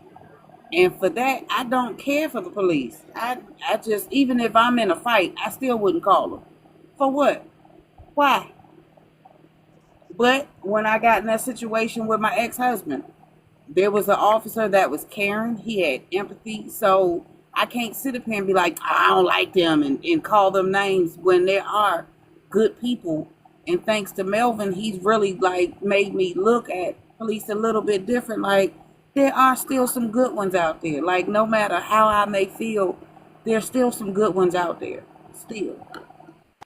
All right. Victorious, welcome up. Welcome to Tickle Time. The question, based on the prompt, is who is more trustworthy in providing accurate information, law enforcement agencies or decentralized internet communities? Well, it varies to me. I did 17 years of law enforcement. You have to look at the motive of a question that is answered. Does law enforcement always tell the truth? No. Does the internet always have accurate information? No. And it's a pull and shove situation, push and shove situation. So it really all depends on the question, the what happened. I do know that when it comes to law enforcement, that if you continuously, without a shadow of doubt, don't give up, something's gonna be uncovered. If there's some deception on law enforcement side. All right. Hey, Victorious, I did 23 years on the job. Thank you for your service. Well, thank you. Well, Hey, thank you Jan- both for your service. I appreciate y'all. hey Janice, how you doing, love? All I'm gonna right. start. I'm gonna start sending more videos now since because you got thick skin too. Yeah. I was a good law enforcement. I'm not going for nothing stupid. Don't ask me to back up nothing stupid. If you did wrong, that's on your back. I worked out there. I worked within my perimeters of doing what I supposed to do. I can't get with a whole lot of stuff that's going on right now. I can't either. I can't either. And yeah, you know, I had some complaints. I had complaints lodged against me, but there was nothing found because I really didn't do anything to people. If you broke the law and I had PC to arrest, that's it. I'm not gonna go and tune you up and violate you and do all that stuff and basically call you out your name in front of everybody. No, There was times I had to use a full choice, some words, but yeah, in the high tense things and the unknown, traffic stops on, yeah. I've never been charged with overuse of force. I've Me been neither. charged. I've Me been neither. charged with after overuse of force, but that's because you jumped on me, and it was on. You Yeah, I know. had a woman though send me a pair of drawers Hey, into the station, but No. okay, other than that, all right. yeah. Y'all might need to do a live so y'all can go back down memory lane. All right, Dre, do you remember the question, Dre? Yes. What color were those drawers exactly? You know what, Dre? No, Dre, no. I was just Come on, curious. was they silky or lace? Just curious. Were they Hey, like I'm granny pleading the panties fifth on or? that one. Oh my God. Yeah, I think I remember the question. Will you remind me, like law enforcement? Do we trust It law says enforcement? it says, okay, who's more trustworthy in providing accurate information? Law enforcement agencies or decentralized internet communities? Got you. Okay. So first of all, Melvin and Kara, I apologize if I offended you with my piglets comment. That's just naturally how I refer to police. I'm No, so you sorry good. if You I good, offended man. you. That's You just good. definitely how I, but everything you've said and everything that Del said, 1,000% agree. Like I know for a fact there's good cops out there. I have friends, I have friends who are cops. I've got one who just helped out take down a sex ring in Arkansas with a K-9 unit. So like they're in it for the community and in it to make the community better. But I'm with Del. I'm not going to call the cops. Like I'll rely on my community. I live in St. Louis, so I'm not calling the cops. Period. And if you're black in St. Louis, you better not call the cops because it's not going to go well. So we just don't call the cops a lot around here and just kind of rely on community resources. And I think it's got to be like really difficult for good cops in that position to engage in the community because like you're out there, trying to engage with your community, and the system is kind of set up to make you the bad guy, I think. So my issue is always with the system, not the people. So I think we're all just doing the best we can in the system, and I don't fault anybody for doing what they can in the system to survive and trying to make the best out of it where they're at. Um, but for the question, I feel like my question, and this is the question maybe Melvin and Carol can help answer. I feel like law enforcement uses the internet, like detectives are on Reddit trying to see what the community is saying about a certain case or whatnot. So I guess to me, I feel like law enforcement does utilize decentralized internet communities for a lot of their research. And I would be curious if, in your experience, if you think, I know there's obviously programs out there that the government has access to that we don't, but do you feel like it's more trustworthy because they have access to more information like that?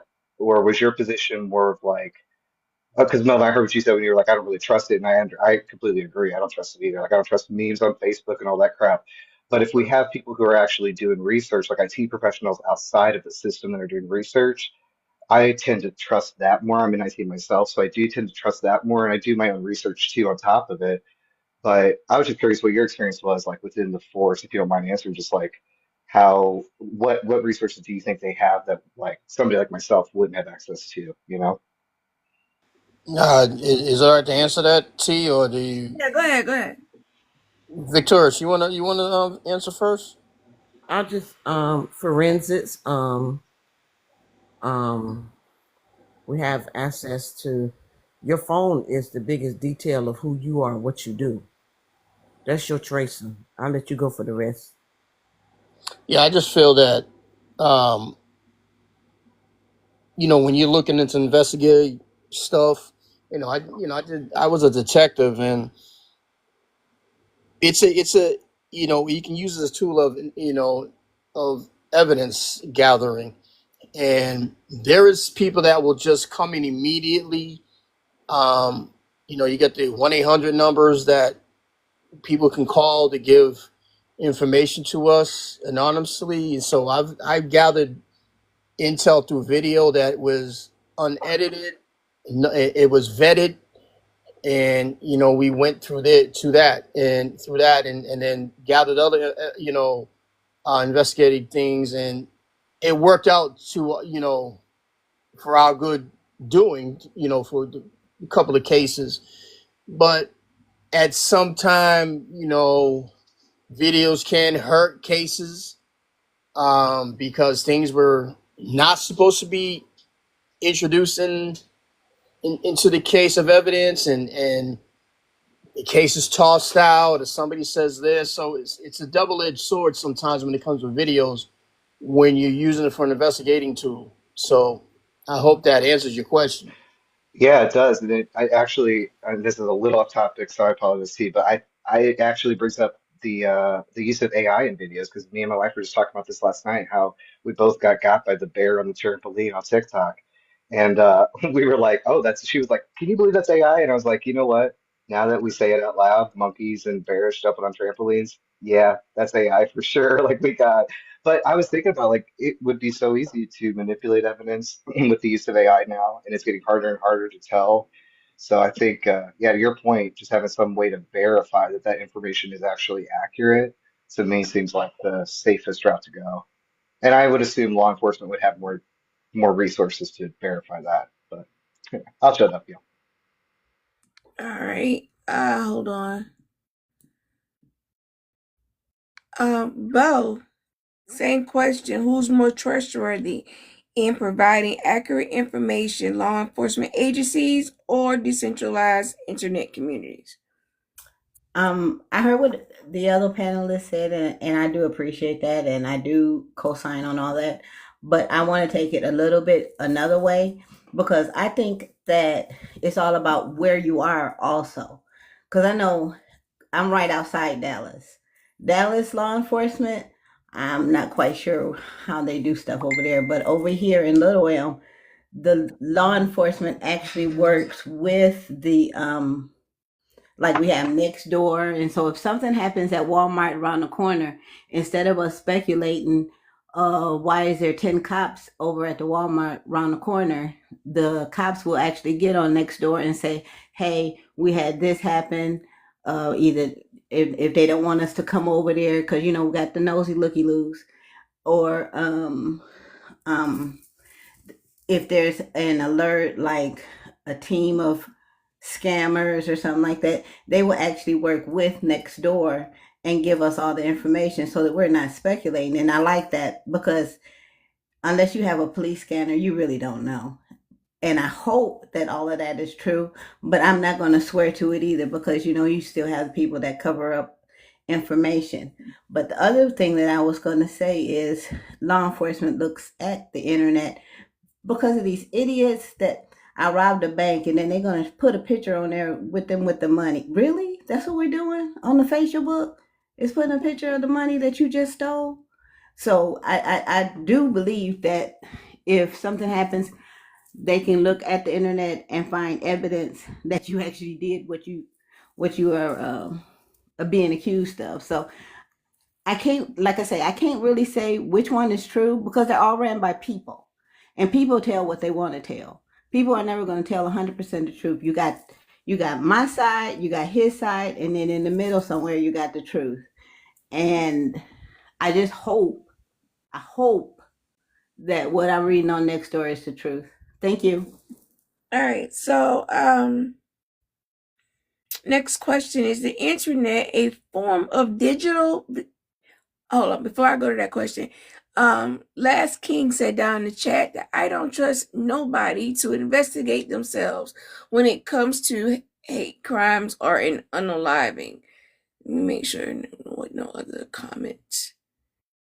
He said, look at the fight in Cincinnati and then look at what the police chief released. Ridiculous.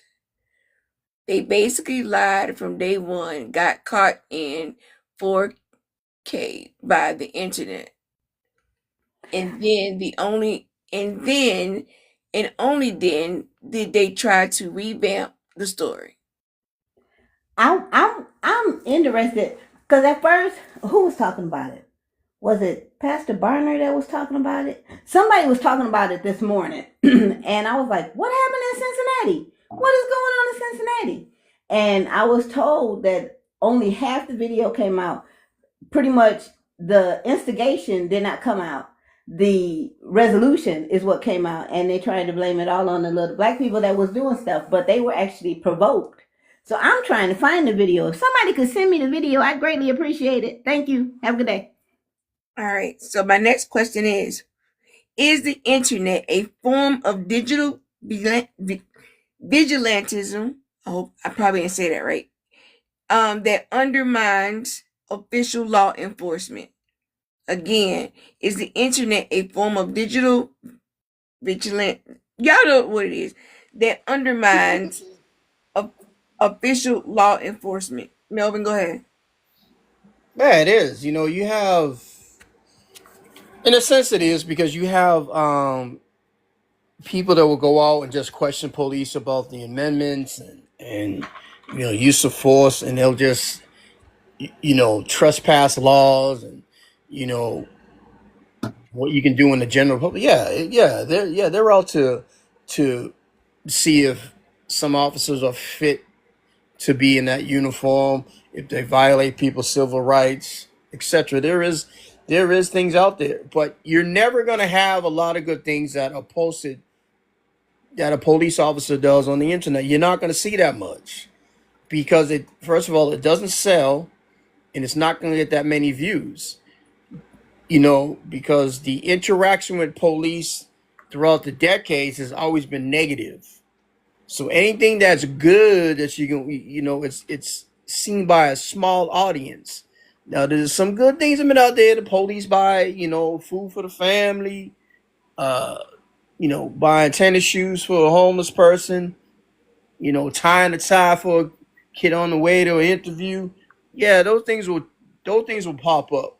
But there's other things that law enforcement has done that's good, but that has never hit the internet because they want to see and paint this negative image that all police officers are the same, and it's not true. So we fall prey to everybody that's trying to go and say, see, this department's trash. Every single one that's employed there is trash. And it's not true. So we're always up against the internet. And yes, that big eye in the sky, it follows you everywhere. And, for me, when many, and, and Victorious can talk about this too, many moons ago, when phones started coming out with videos on them, like, yo, act like you are always being watched and conduct yourself being professional because you take that code, that oath of office, it means something. Now, there's some cops that just fucking say disregard that and they do their own thing and they get caught up and they got to move on to a different whole pasture. It has happened. And there's been some other things on video. Now, I can't speak for all the other officers out there. I can't. I'm talking about myself. I never had to worry about when IA was out there because I didn't do anything. Hey, they're out here. Hey, they got a job to do. So what? I don't care. But yes, there is active vigilantism out there, vigilantism for people that because they want to get cops in trouble. They do. There are some that want to say, see, I told you he was dirty, and get him caught in the act. And sometimes they're right, sometimes they're wrong. All right. Now, Nasia just proposed a question in the chat, and Melvin, I'll let you answer this if you want to. It says, how are you allowed to break the law, get fired, then move to another department? Guilt is guilt, and you should never be allowed to work in law enforcement again. Okay, well, they're cracking down on that a lot because years ago they used to call them gypsy cops, where you can mess up in one department and then go to another one because of that person is already trained. So they say, well, we don't have to train that person because it's thousands of dollars to do that, which is the poor excuse because you got to know their rules, policies, and procedures on the department. They gotta know that because that's the Bible. That is the good book for the department, and a lot of motherfuckers violate it. And I agree with Nasir. Listen, guilt is guilt. You should not be allowed to become a cop if you're found guilty. But the thing is, here's the other thing: if you do not get decertified in states, you still can become a cop. It's up to the department to say, you know what, now we don't want to hire that person because your paperwork follows you everywhere when they do backgrounds. So the stuff comes up, you're gonna answer to it. But I agree when I see it because there is some cops that have messed up, and my whole motto is a dangerous cop is not good for the community. I always lived by that, and I disassociated myself with them. And I used to tell them, listen, you do with that bullshit, that's on you. Nope. That's why I lasted 23 years. Ain't gonna do that. That's not what I'm about. But I do agree when I say, yeah, guilty. They should not be allowed to go and transfer to another department because they are cracking down on that a lot. A lot of departments, because it comes back and haunts them in the ass. And it just happened, when that woman had that mental breakdown and the YT cop pew-pewed her because she was having a psychosis. And yeah, he's in a lot of trouble. But he came from another department, which he shouldn't have been a cop, period. All right. He has another question. Maybe if you can answer in the chat, that would be great. If not, if it's too much, let me know. All right, Dale. The question is the internet a form of digital vigilantism that undermines official law enforcement? Yeah. Like I said earlier, because people feel like the police aren't doing their job or they're beating around the bush. And you do have some departments, like Melvin said, where somebody can mess up and they'll go to and they'll put them in a different department. And it's like, you got the good cops and you got the bad cops. You got those good cops that go out there, beat their feet. They make sure that this case is going to get solved and get it solved correctly. And you got some that just don't care. And yeah, you got vigilantes out here like, well, I'll do their job. And it's like, but you wasn't trained to do that. Like, go mind your business. I understand that things happen and people be like, I need to go out here because there was a mom where her son went missing. And she felt like they were just pity patting their feet. And she ended up doing her own stuff to where her own little investigation and all this and that. She ended up finding her son in the lake. Because she kept telling them, this is where my son is. This is where my son is. And sometimes, yeah, you do have to do the work because it's just where you at, where you live at, and depending on your skin tone. And that's sad to say because not every police officer, not every department is like that. And it's sad because there's still some bad apples. And like the gentleman in the comments was saying, Last King, talking about Ohio. Like, it's just sad because people feel like they can do a better job than the police officer. So, Victorious? That I might be misinterpreting the question, but Vigiani, You need the meaning of the word? huh? You need the meaning of the word? No. No, what I'm talking about the whole question.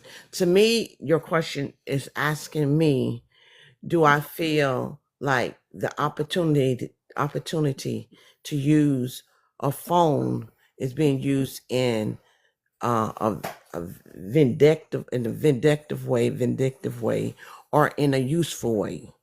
To me, I have no problem if I'm on beat and I make a stop or I do something if somebody stops and video me, I have no problem. I do have a problem with if somebody is not interfering with me doing conducting my business with my stop, and another officer go and say, get away from here, turn off your phone. No, we all have the freedom of press. They, if you're not doing anything wrong, why fear the camera? That's what I'm thinking that your question is, if the opportunity of being able to record is being used to get back or to serve the purpose of right and wrong. All right. Victoria, you also have a question down in the chat. I'll come back to that if you want to answer. Bo, the question right now is the internet a form of digital vigilantism that undermines official law enforcement? Yes. And it is a plus and it's a minus, because like I was saying about Nextdoor and all the other things, if I write an article out there, an expose or whatever you want to call it, of what I think happened, and that's not actually what happened, and that's the reason why they, like, what's the case right now that they said no? Oh, the little boy that killed the little boy at the track meet. Say unalive. Say unalive. I'm sorry. That unalived the little boy at the track meet. He was being harassed and then he unalived him. But the judge has put a gag order on it, because if all of the stuff that people are saying and thinking, and you got the prejudiced people and then you got the other people that are saying stuff, if all that gets to the jury, then the jury is going to be tainted one way or the other. So in that case, it's a hindrance. But in other cases, like the Cincinnati, that's the only one I can speak on right now, the whole story got out there instead of just parts and bits and pieces of the story. So to me, it's a case by case basis. It's not I can't paint it with a broad stroke. I have to look at the case and see whether or not what I read on the internet is seemingly truthful, or I might have to do some more investigation. But law enforcement can't, I don't want to say they can't take it, because like I say, sometimes the whole truth isn't out there. Again, it's just a case by case question, a case by case basis. So my statement is, I have more questions. All right. So Melvin, if you want to address the question that Nasia proposed to you, you're more than welcome to now. Yeah, when high profile cases are out there and they have to address the media, they can only talk about certain issues because of the legality issues, and there's still going to be continuous investigation. So there is, there is ramifications if you give too much information. I know the victims of the family want information now, the whole information now, but unfortunately we can't do it, because you got to remember the officer is still protected by the union. They got to see if he's, they have to go through the use of force, investigate what that he or she has done in the course of the duties. They have to investigate that to the 10th power. You just can't deem that person is the officer acted in his duties, he or she's duties immediately. You can't do that. So there's so much stuff that there's talking points that the chief has to follow because of civil and also criminal. And it's still going to be an active investigation. Until that investigation is closed, then the majority of stuff will come out, and also will come out in court. I know that it seems like everything's being hidden and what can be said, because it's a format, and they have to follow that because of the ramifications. If something is said, if something's leaked, it can affect everything. All right. He says, I was told by high ranking officer that they are told to say certain things on camera to cover themselves, like stop reaching, resisting, when the person may be doing none of that. So if they unalive them or hurt them, that's an automatic defense. Melvin, you want to respond to that? I'm not, I can't agree with that. I just can't. I can't. It's, there's no law enforcement out there to go and want to just automatically unalive somebody in their course of duties. You gotta understand, use of force is not pretty. It's not. A lot of people expect, somebody to comply because immediately, stop. They're just gonna listen. No, because somebody become an active resistor or a combatant. But And it, I've actually seen a video, Melvin, where the person being apprehended wasn't doing any of that. Yet that's what they were shouting out. And we were like, but they ain't doing that. And people in the background were saying, he's just saying that just in case. That's what so many people were saying. That just no, in it's case not. the person gets hurt. That's why he was saying that. And then once again, I can't speak for Right. You the can't speak actions for for everybody. other officers. I can't do that. I Right. refuse to do that. I'm not this whole wall thing, but I can't speak on actions of other cops. I can't, and Right. I won't do it. And so, But I was only saying what I was saying because you said that you can't. You kept saying that you couldn't see that happening. Can I say something? Go ahead. Um, Now, what I think Melvin is saying is that we're not trained, we're not told to do those things. If another person go out with their own motive and means to do that, to put their self in a stage of looking like something more than what it is, then that's not how we will be LET certified trained to do. Um, and is that the case with every department? No, that's not what he was saying. I don't think that what Nasir was asking. no, we're not. But yeah, but if we're not taught in the academy when the use of force to go out and cause harm on something, we're not. No, we're not taught that. That's never mentioned in the academy. My academy was 8 months. That was never mentioned. And it's to use the least amount of force that's necessary. That's necessary. Yeah, And that's the reason why a lot of tools now were introduced to law enforcement, because when I came on, there was no tasers. It was pepper spray. It was baton. So we're trying to get away from using the baton. A now taser looks ugly, but it's the most advanced thing that you can do to stop the subject. But and then sometimes a taser doesn't work because they could be, elevated on something, or they have more clothing on, or they just don't feel pain. So then you got to call in. You got other tools, and that's the way. And we're taught to talk.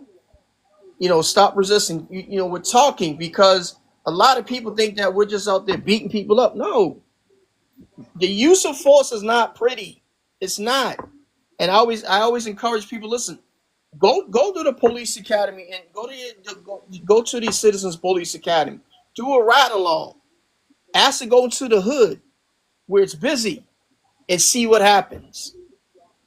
But one thing I will complain about, and I will say this, is that there's not enough minorities in the minority departments that patrol in the neighborhoods. Because I patrolled in good neighborhoods, and I patrolled in quiet neighborhoods, and I patrolled in rich neighborhoods. Crime is crime, but you're gonna be busy in the urban settings more because there's more people there. Of course, there's gonna be problems. can I want to say this last thing. I'm sorry. Um, Now the question that you asked, there is some that may handle themselves in that manner. And all cops are not bad and all cops are not good. You have a variety of, it's just like good and evil. You have it everywhere.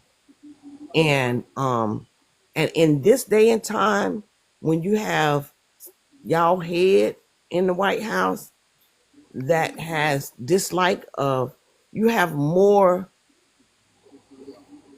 people feeling it's okay to act the way that they want to act. And I'm on both sides of it. I never conduct myself in the manner of becoming up under investigation. Have I seen other officers? Yes, most definitely. You know, yes, some of them do. Stop, don't resist, don't spit, whatever, just so that it can show something that wasn't. But you got to look at the motive of their hearts. All officers not like that. All right. Victoria, did you want to expound on the other question that I see I have for you?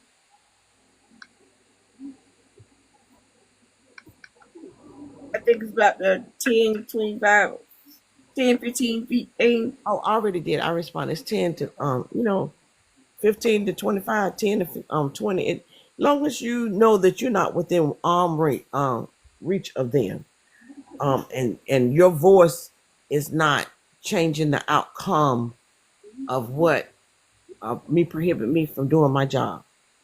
Gotcha.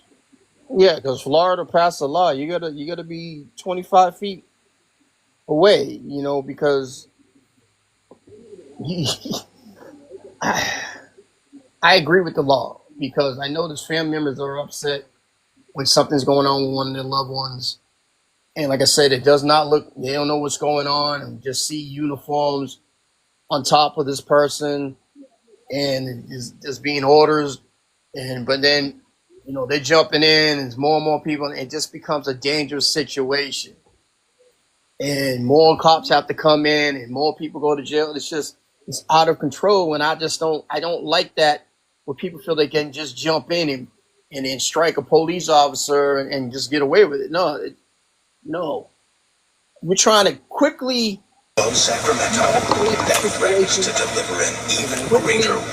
calm everything down and to assess what's going on, and then we can explain to the people, the loved ones of the person that's in custody, explain what's going on.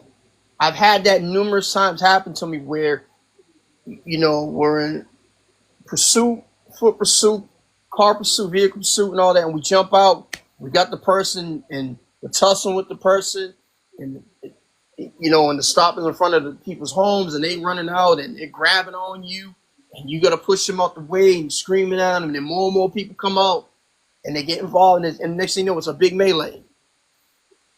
That is unsafe, because you don't know, people coming out, they have weapons. So we're just trying to rectify that situation, to put it in, to stop it, and then explain.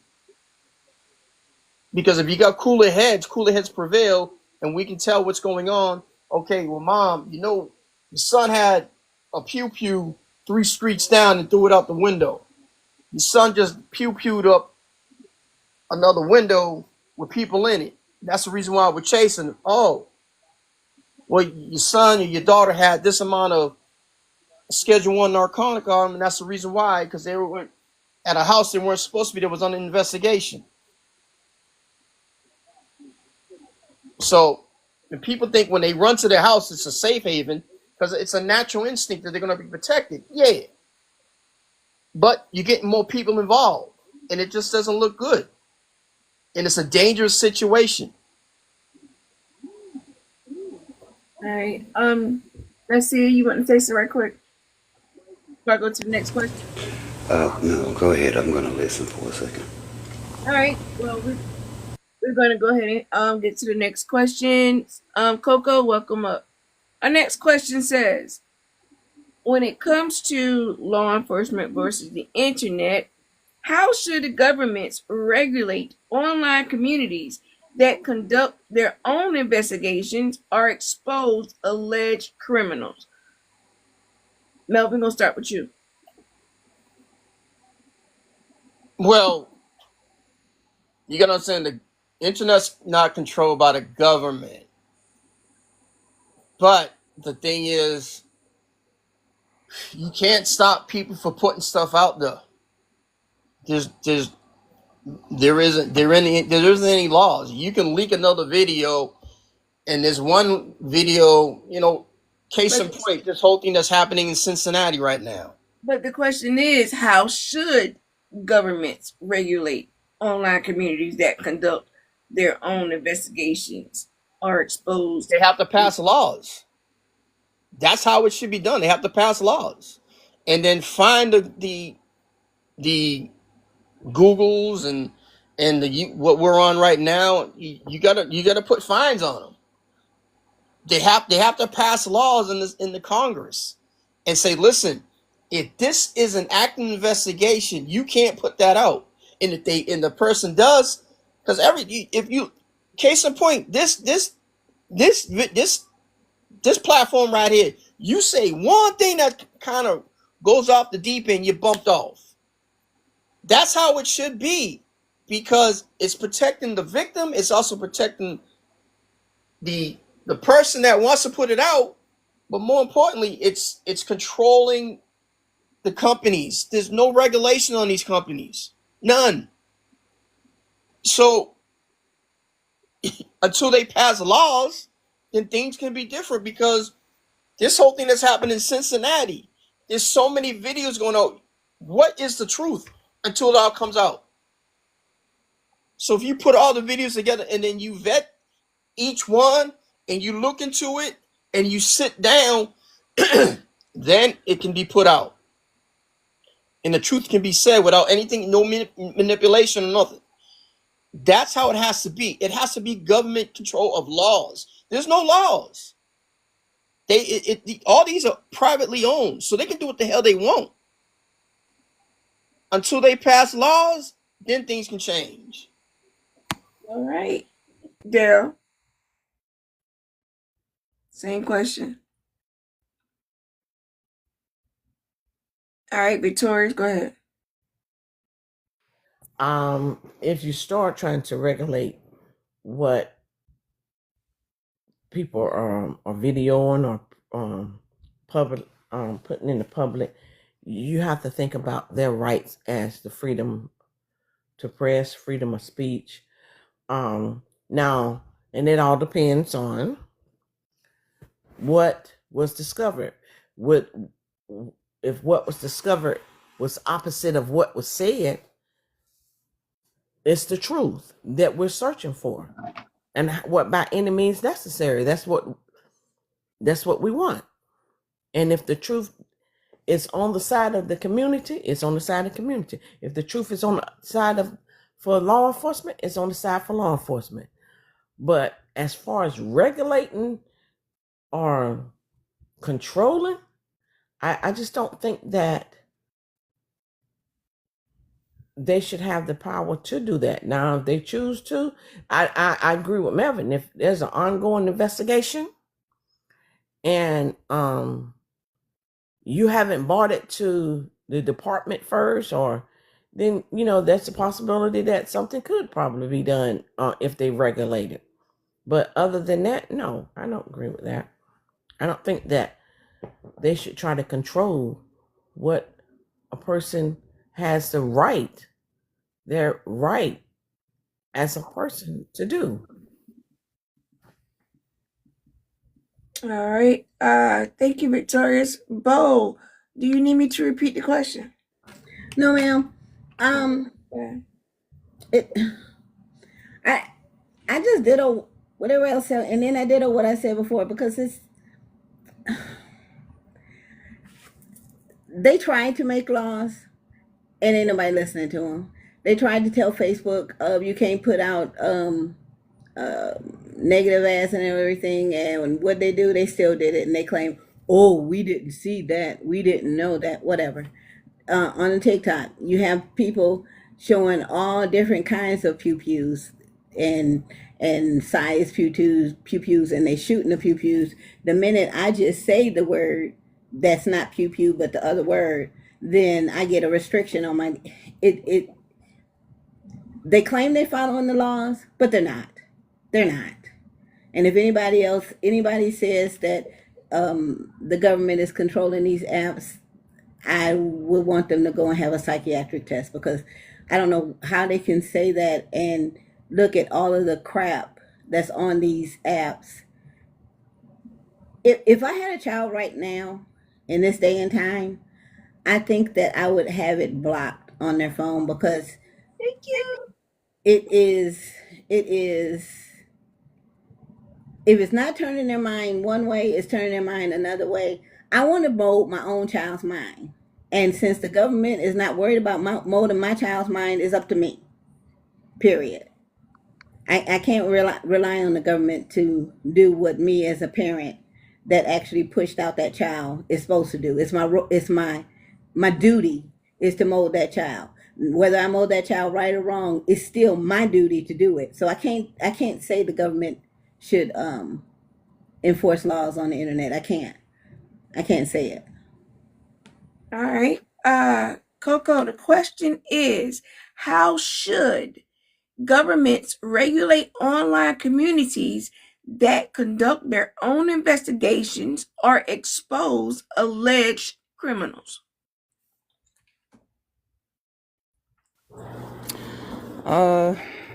I'm not really sure I understand the question.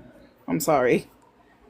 Basically, should the government, like these people that do these investigative type content, where they like if there's something going on, let's say there's a pew-pewing that happens in the community, and they go out and they do their own investigation as to who did it, why they did it. And they're not working alongside of the law enforcement. It's just something that they're doing themselves, and they put everything that they find on social media. So, what the question is asking: should the government regulate what they can put out, far as their social media is concerned, because it does in some way sway the opinion of the public, and there's a concern that the opinion of the jury could be swayed because of this content. So should the government come in with that? As far as I want to say with this is, if they're not wrong, yeah, they should totally have the right to do that. But because there are times that some people hear things in the echo chamber and hold on to it, and that's it. They don't want to do any more research. They'll come out and maybe dox people who aren't even the person. I think if you falsely accuse somebody and you say you did this research and you was wrong about it, yes. But then that doesn't cover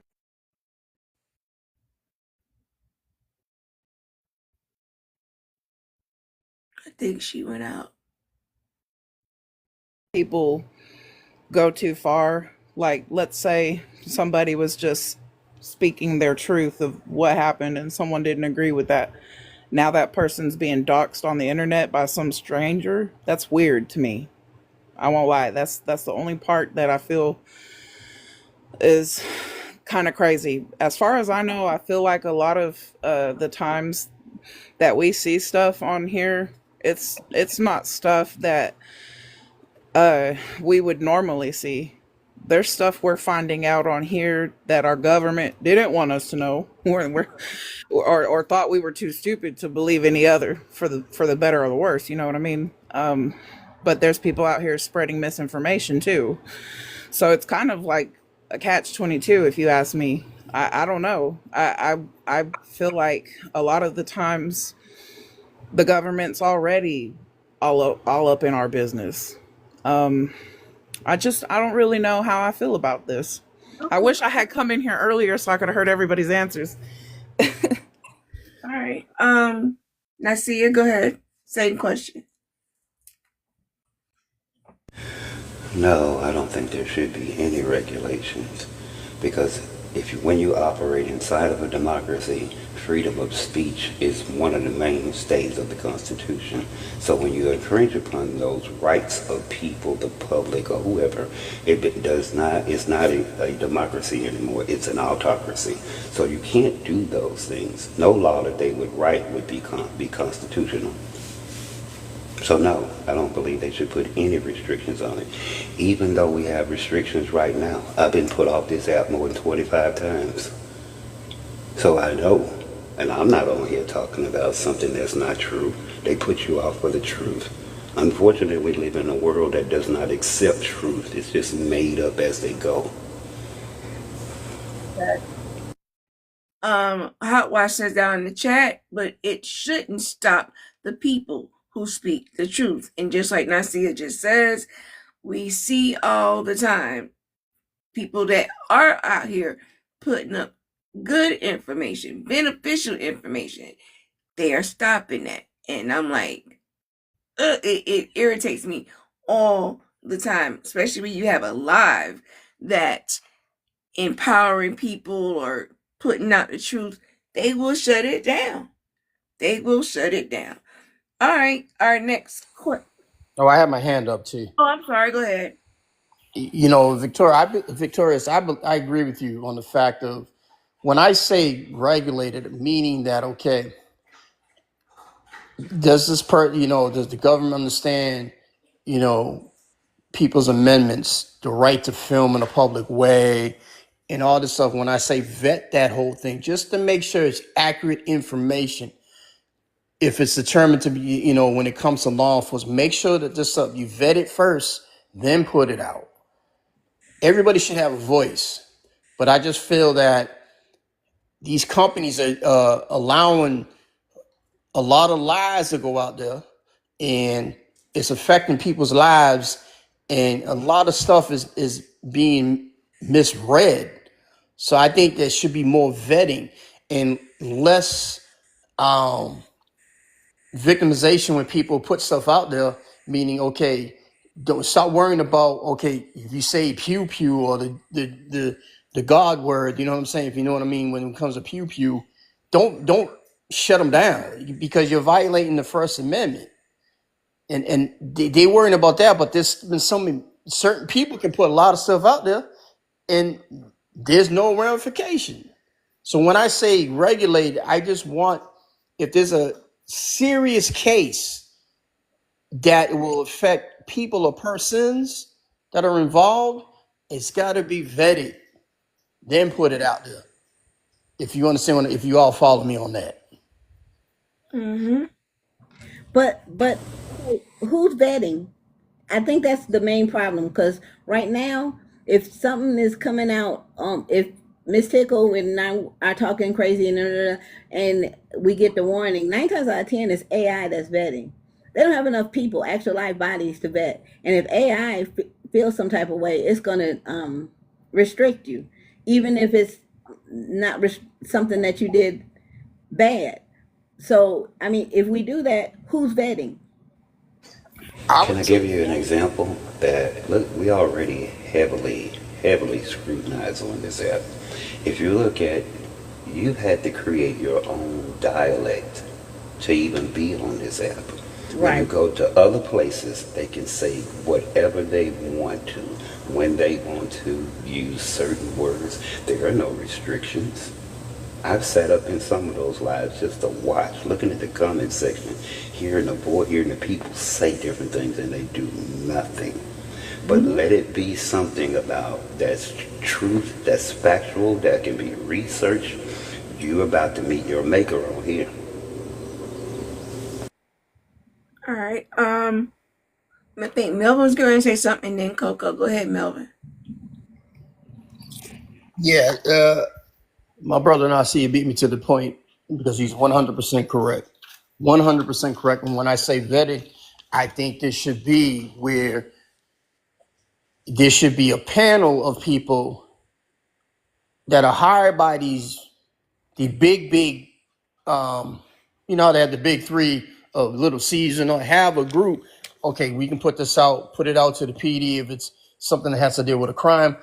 The other stuff, just let it go. But when it comes to a criminal thing, it needs to be vetted because people can manipulate stuff on these videos. They have the technology. You can edit a video right in the comfort of your home. So that's what I'm saying needs to be vetted. All right, Coco, go ahead, love. Oh, Hot Wash beat me in the comments. Because I was gonna say, even if one person is vetting someone, I think you should make yourself accountable and responsible for going behind them and making sure that information's correct. Because, like she said in the comments, it's subjective to that person's view. Some people do not operate factually; they operate feelings wise, emotion wise, and I think that those two different things can change a person's point of view. Three people looking at one thing may not always see the same thing. We're all going to see different pieces of that, whatever's going on. But when you have somebody who will just easily take the word of somebody, okay, that's when you get that echo chamber, because it's like, I don't have to check, I don't have to make sure. I'm just going to go off what they say. When I say I learn things on this app, it's because people say things to me and I do my own research because I don't want to look crazy to someone else who, in case that person might be wrong. I can't just sit there confidently and say, yes, this is how it is, when I haven't looked up to make sure that that is actually true. I'm just going off of what someone else says. A lot of people do that on here, and they will drown out people who are trying to speak the truth about it because they can't fathom that they were lied to or that they don't know something. All right. Anybody else, as far as that question is concerned? Can I just say, Miss Tickle, I love the fact that you do these. I learned so much from these. I don't care what nobody say. I'm telling you, I'm giving you your flowers while you yet live. Thank you. Thank you. Appreciate that. Appreciate Hey, that. make sure you come tomorrow night. You'll love it even more. Okay. All right. All right. And I'll I'm be still here. laughing at that video you posted. Good Lord. Yo, I don't know what y'all talking about. All right. So next question is, to what extent can information from law enforcement be relied upon? Considering potential biases, errors, and the legal implications of their actions. Melvin. Putting out a quick response instead of making sure it's concrete and exact. Don't make a quick response to make somebody happy. That's some of the mistakes law enforcement does because they want to calm the person down or persons or the community.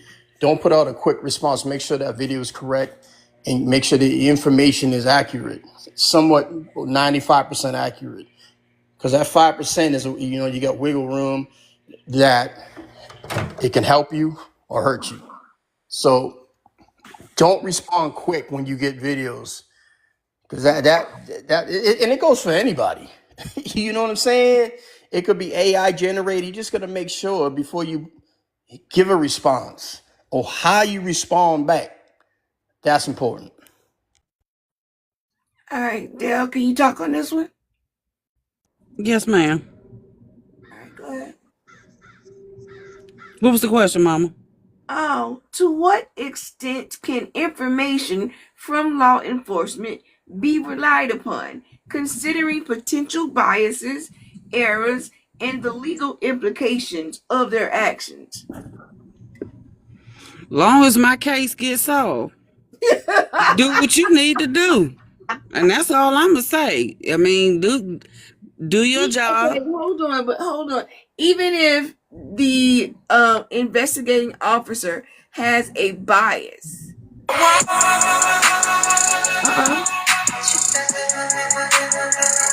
Sorry, that's my husband. But even if they have a bias, there may be a bias against a certain people of color. It might be a bias against women. You get what I'm saying? Right. Even if it's a bias. But see, that's what I was saying before about the lady here where her son went missing, and she had to put the boots on the ground to find her son because they were being biased against her, feeling like, oh, we ain't about to look for your son, knowing she knew where her son was after she did her investigation, and she proved that department wrong and made them look a little small. So yeah, sometimes you gotta put them boots on the ground yourself and do some due diligence because there's bias. But sometimes if there's no bias and there's somebody there, like I'm just like Melvin. If you don't have a detective like Melvin and Victorious, you should. And that's how I'm going to say it. All right, Victorious, go right ahead. Thank you for the follow, Shannon. Victorious, can you answer the question one more time? I'm a little. All right, the question is, to what extent can information from law enforcement be relied upon, considering potential biases, errors, and the legal implications of their actions? I'm going to stand in the middle and say 50-50. I am, and understand me. I live in the South. In the South. And if there's only 3 women,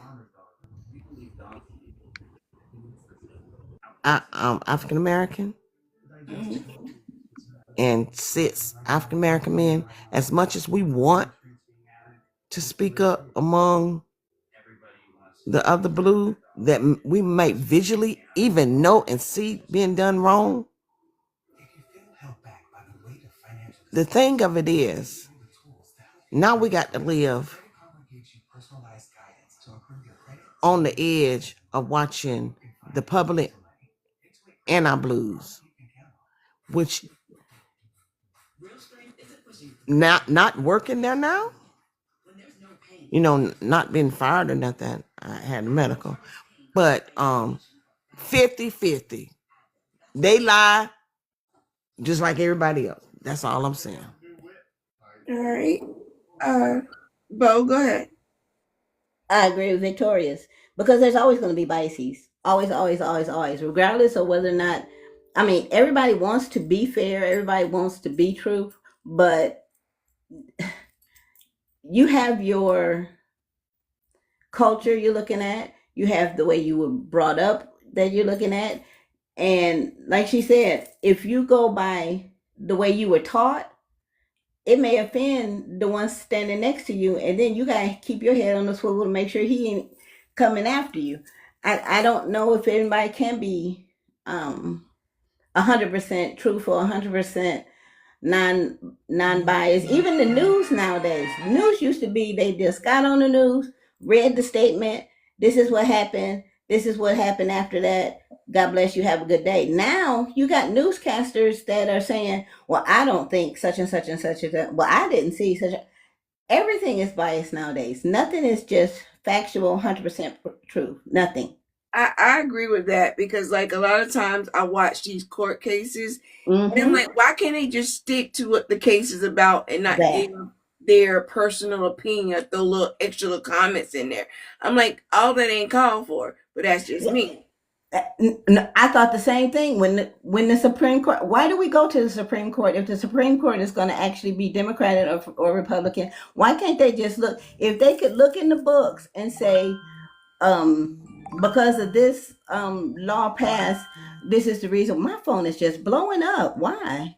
Because this is the reason why it. Then it would be better. But no, we got to say, well, in the Bible, it's just, and yes, I do believe that church can be in the legal, but I'm sorry. I don't think it should, but I'm gonna leave that alone. I don't think it should. That's not what I said. It probably shouldn't, because that's the reason why we have this problem with the Supreme Court, because they say that a woman shouldn't do this, that, and the other. But again, it's none of this. Nothing can be unbiased. I wish it could. I wish we could go point blank, black and white, but I don't see it happening anytime soon. All right, Coco. I think that if you're in a situation that you're feeling like you're not getting the most help you can get, or that you're unsafe, I think that it couldn't hurt to do your own research and do what you can, like following the laws wise. You know, I mean, my other advice is whatever else you decide to do, just don't get caught. But mostly, I think that if you're feeling like you're not getting the help that you need from that person, like let's say you didn't even need help or you just got pulled over and that person already has a damn attitude with you, you know, a lot of the times those people will feed off of their biases, before they even have a chance to hear anything that comes out of your mouth. They will take one look at your car and you, or whatever, your house, whatever the situation is, and they're going to look at whatever they deem lesser, and obviously they're going to have something to say about that. When I think about people who get put in situations, like perfect examples, they haven't done anything but they've been pulled over, I get so nervous because you can do everything right and still get done so wrong, depending on who you get. And there is more of a chance that you are going to be scared because you don't know who the fuck is at your door. If you got Mr. Nice Cop or Mr. Bad Cop, because they could have a smile on their face and be thinking the worst things about you, Right. just like everyone else. The difference is they have something on their chest that allows them to do a little bit more than you and me. Right. I recently just saw a documentary that I should have watched it before today, but that I want to watch on Netflix. I love documentaries where a family, their son got unalived, and for some reason the police didn't do their best investigation to find out who did it. The parents did, and they found out who unalived their son. Cops didn't do their due diligence, and they found out who unalived their son from their own investigation. All right, Last King. Same question. To what extent can information from law enforcement be relied upon, considering potential biases, errors, and the legal implications of their actions? I agree with my brother Melvin on that one. That quick, fast, in a hurry doesn't work for me. Now, speaking on that, that's the same thing that happened in Cleveland. They received a video that had been doctored, and the next 24 hours they were on the news saying this is what happened. And it wasn't. When they got the full video, they saw actually what happened. So she had to come back and change everything that she had said the day before. Now, that is what creates this distrust between the police department and the community. That is the disconnect. The potential to lie to satisfy a few people who you think pay you when all of us pay you. Thank you, Shannon. Same question, and welcome up on the panel, love. Hey, thanks. If I think I understand the question correctly, is we're discussing like how do you pursue, your own legal implications once you've been falsely accused? If that is that what I'm understanding? Well, basically, where the whole where the topic came from is, law enforcement versus the internet. We have some people that trust law enforcement, and we have some people that will trust the internet. Let's say, like, we see a video happen. With sometimes 12 hours of that video being put out, you already know who's in it, where they live, and where they work. And what's unfortunate, I think, in those cases is that sometimes, people do actually get arrested, and the body cam footage and those things, they don't make it to the internet. So people don't see what's actually happening. My son just got put on 24 months of probation for something that he absolutely did not do. He did not do it. But he's going to have to serve those 24 months of probation, and he's going to serve out, that particular sentence. And was he wrong in what he did? He actually did do something wrong. But the reason why they were pursuing him was the car that he was driving matched someone that was a person of interest. So they pulled him over. And yes, he was doing something wrong. So hold on. Your lawyer didn't fight that?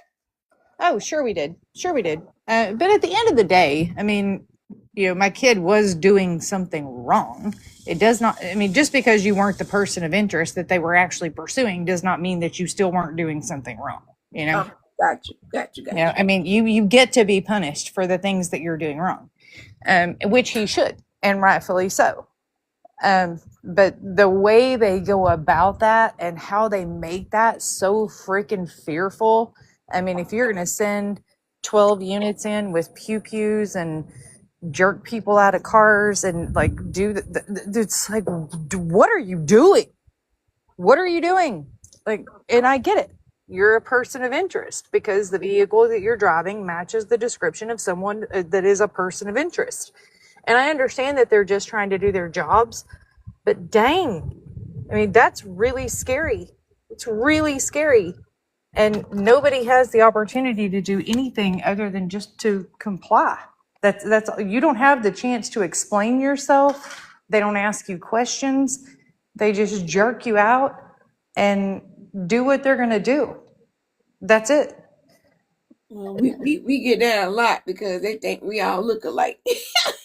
My kid just went through that, and I apologize to every race, every community that has ever gone through that because it's terrible, and it is really scary, super scary, especially if you're not somebody that actually deals with law enforcement on a regular basis. Like, you don't know what's happening to you.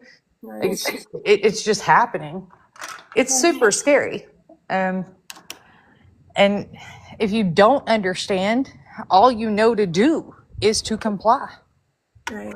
You don't know when to say no. You don't know when to say, I didn't do something. You just do what they tell you to do. Right. And then they actually they frame you into these. And again, I'm not saying that my kid didn't do anything wrong because he clearly did, but he was not the person that they were looking for. Okay. He wasn't. But the car he was driving happened to match the person they were looking for. Right. So he ended up being implicated in an incident that he had nothing to do with. None at all. So sorry for that. Tara Hawk said down in the chat, it's not about what you know, it's about what you can prove online. All right. Hot Wash, did you hear the question? I just walked in the house. The question is, to what extent can information from law enforcement be relied upon considering potential biases, errors, and the legal implications of their actions? I would love to answer that question. Oh, Yeah, Hot Wash. what extent can they be relied on? To what extent can information from law enforcement be relied upon, considering potential biases, errors, and the legal implications of their actions? I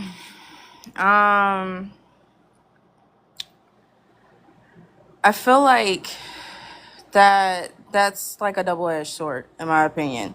On one hand, you have situations where, like it was mentioned before, you look like the suspect, but the suspect got locks and perhaps the suspect probably got braids. You know what I'm saying? Right. But that's not the information that they're using. That's their head. So they're like, oh yeah, you look like, but that's their personal judgment of what somebody looked like, even though they have a paper saying exactly who they need to be looking for. You still have that, oh well, you look like. So sometimes, it's all right, and then sometimes it's like, most times it's like, nah, y'all got to do better than this. But on the flip side, if something happens, the first thing that somebody is doing is calling 911 in a situation. And they're like, oh well, this person, they're this description, and that description could be wrong. Right. So it's like, it's give and take. It's a double-edged sword when you're, thank you for the gift, it's a double-edged sword when you're looking at both sides, law enforcement and the internet. Both, you have to think about how much human error dictates how the information gets twisted, right? So you can say, oh yeah, this is a printout of who we need to get, but human error is they're going to go find a person because the person looks like that person. And this is online too, because the person looks like this person. Oh, I found them. Right. Right. And then you go based off of that, but then you're causing this person so much trauma because you don't realize that your human error caused you to put somebody in a situation that they're not supposed to be in. Right. And we see that a lot. Yeah, that's online and in law enforcement. So it's a double-edged sword, in my opinion, whenever you're talking about situations like this, because you can't really rely on the information alone, right? So if there's a human involved, there's human error involved. You have to do your own research. You have to be aware of how humans can affect the change of information and how that might affect you. All right. Shannon, you said you wanted to address that question. I Thank you. do, only because in my experience, so in my experience, what we have experienced as a family is that, obviously, bad things happened. You did do something wrong, but then the actual police report that gets published creates some level of fallacy in order to support the police officer's actions. Mhm. And that to me is like, look, you made a mistake, this person made a mistake, why can't we all just tell the truth? And that doesn't happen. I mean, that was not our situation. The police report created a complete fallacy that was not in any way, shape, form, or fashion true. And thankfully, because of Texas state law, we do have body camera footage that proved that to be wrong. But it was just like, why? I mean, are you so hard pressed to be right that you can't just say, hey, we thought we were getting this person and we didn't get that. We got this person, but we didn't get this person. And yes, this person did do something wrong. Like, why can't you just admit that you did something wrong? They didn't do that. Although you were in the process of doing what you were doing and you did catch someone that was also doing something wrong, why can't you admit that you did something wrong? You have very few that will do that. Did anybody else have anything like that? Yeah. Let's use the last 10 years as an example. Between 2015 and 2025, more than 700 black men have been exonerated for crimes that they did not commit. Some of those people, if you go back further than that, spent more than 20 to 30 years in prison before they were exonerated. So I don't believe that none of it can be relied upon. You have to do your own research, because a lot of these people would not be out of jail if it wasn't for their families doing the footwork. Right. 97,000 black women are missing in this country, and there's not one open investigation on any of them. I agree. I agree. Go ahead, Outwash. And also, I really wanted to point out too, there is a lack of accountability anywhere. Accountability is becoming extinct, in my opinion. So when you think about uh, people who have been in these situations as far as being wrong and falsely accusing, especially online when they're doxing people that they have no business doxing, there's a lack of accountability. One, you're not getting that confirmation of, yeah, I said this, but I am so sorry because this is the wrong person, and you know what, I'm just gonna take a seat because this is not my field. This is not where I need to be, you know causing chaos in, right? And even still, there's no consequences. So a lot of the time what you see a lot of covering up, you see a lot of hush hush, you see a lot of, oh, it disappeared, nobody's talking about it. And it's crazy because the people are speaking up and they're like, you know what? Nah, we're not going to keep this quiet. No, you are not going to turn off your body cam. No, we're not going to, just sit by and watch you tear up lives and think that's okay. So there's no accountability. And furthermore, there are no consequences for when something does happen and it's wrong, right? So if you look at it like, say for instance, this whole thing about um, you know, people calling the cops for nefarious reasons, like, oh, uh this lady is bothering me. She's in my neighborhood, but she's not supposed to be in my neighborhood. Simple stuff like that. There's no accountability for. Where's the accountability for the fact that we are using emergency resources on civil matters? All right. Melvin, you had your hand up. One thing I'm going to agree with is my brother and then my sister, because the accountability is some serious situation. This Karen stuff. Nobody's being arrested for that or being cited. Or which is the NTA. People need, that's also almost similar to an arrest, an NTA, notice to appear in court, because you're calling and like, oh, all these guys, black people that are doing deliveries to people's homes, and they're being stopped and being held against their will, and people trying to be police out there, and police show up and they're not cited. They need to be cited for doing that, because number one, you're not a cop. Number two, they're doing the job, and you're refraining from them to continue their work, and now their job could be in jeopardy because of this whole situation. There has been more people that lost their jobs because of somebody fictitiously calling on a black person or a person that looks real poor, and nothing has happened to that. And I agree.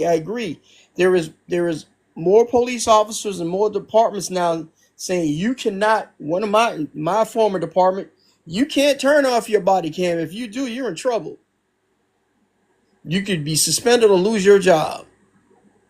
So there's more accountability on that with body cams. That a lot of departments saying, nope, you can't do that unless it's for a HIPAA situation in the hospital or something else, which you have to have permission from the higher up. That's the thing. But out on the field, no, can't be shut off. So, I agree with both of them. All right. Nasia, you want to go at Nasia and Yeah, I wanted to ask Mel, when when you fill out a police report and sign it, does it become a legal and binding document? Yes, it does. Okay. Okay. So if a police officer violates that contract, right? Do you think, and someone spends 20 years in prison, do you think that person, that cop, should pay a penalty for that? Do you think they should be in prison? I think they should lose their job for lying on the police report, and Okay. it all depends on the DA. I can't play court, but I think they should lose their job for lying on a police report. And there's been some officers that have had to go to jail for that.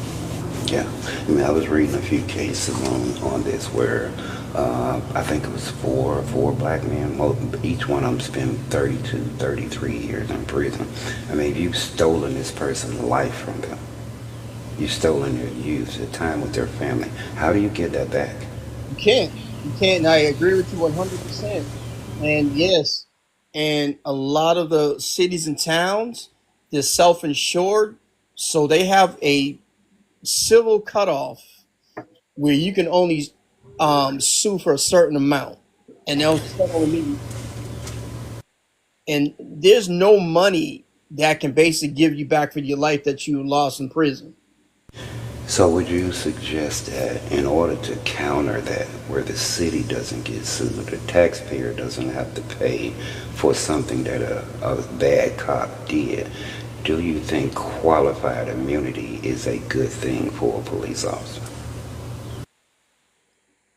I do and I don't, because sometimes it can be overused and said, and but I do believe in it, because in the due course of your, you know, you know, Okay, so if you're found guilty of a crime and you are a cop, qualified immunity would allow you to escape all of that. So what if we were able to sue the cop for everything that they own instead of the city and the taxpayers? Why should the taxpayers pay for something that this person did? you That doesn't make any sense. you still can sue the cop personally. You can still sue him personally. You can go again. You can sue the city, the department, and the police officer. You can do it. That's Well, your right. I don't think the city should pay for any of that. I I don't, just, but the city has bigger pockets. But so that's the reason why they're, because he's representing the city of, say, San Francisco, and yeah, they said, okay, this person or that person is qualified enough to represent the city. We're gonna put them out there in the field, and they're gonna do us well. So when they mess up, we're responsible too, because they're representing us. But also, you can still go after that police officer civilly, individually. You can do it. Trust me. And okay. cops have lost their pensions over that. And there's cops that had to resign, not under prejudice, but resign so they can keep their pension, and that's it. So it does happen. All right. Shannon wanted to say something else. Shannon, go ahead, love. I can't even remember what I was trying to talk about, but You saw some people running down the street with two coffee cups, and you said stop. No. well, that was definitely not the thing. Okay, Um, I was trying to no, help. I did want to say, we get into these cases where law enforcement officers obviously have the right to carry out their job. They're doing their job. Um, there is a sense of excessive force. I should not have had to pick my son up from jail with 3 broken ribs, but I did. I had to pick him up with 3 broken ribs. Um, but it's just ridiculous. I mean, I get it. I mean, people are excessive. They do excessive things. It is what it is. Am I filing a civil case against the police department for that? No, I'm not. Because guess what? I have body camera footage that shows me that my kid was being a freaking jerk. He was being a jerk. And these people are just trying to carry out their jobs. That's it. That's all they're trying to do. So I don't have an issue with that. The thing that I took issue with is that when they took him to the hospital to actually get his wounds cared to, there is body camera footage that shows that 6 different police officers participated in punching my kid while he was strapped to a butterfly board. Now, what was he going to do? He was strapped to a butterfly board, and they just all took turns, like punching him. For what purpose? I understand he's a jerk. He's a little jerk. I get it. I understand he's a jerk. But that's your job. That's what you signed up for. You signed up to deal with these jerks. But why are you just punching my kid for no, like, there's no reason. You're just doing it. You're doing it out of sport because you're mad. That's the kind of stuff that I think people don't see enough. And then on top of that, you do have some law enforcement that they can't take somebody cussing at them. They can't take somebody talking about their mama or their child. They get really upset and they do extra things because they're upset. So you do have that. But far as this question, I think everybody's finished with this question. We're going to go to the next question.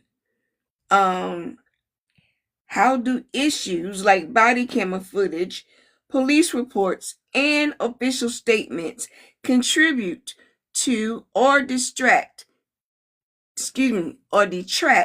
from the perceived accuracy of law enforcement information? Again, how do issues like body camera footage, police reports, and official statements contribute to or detract from the perceived accuracy of law enforcement information? I ask for the body camera footage every single time, all the time. That's what you need to do. Period. Melvin, we're going to start with you. Go ahead, love. Well, number one is report writing. It all depends on how the officer is reporting and how it was approved through the duty supervisor, and then it goes up. Body cams, it could be where it's pertinent information and high intel that needs to be vetted first and then put out. So there's variations of things, but it starts from report writing.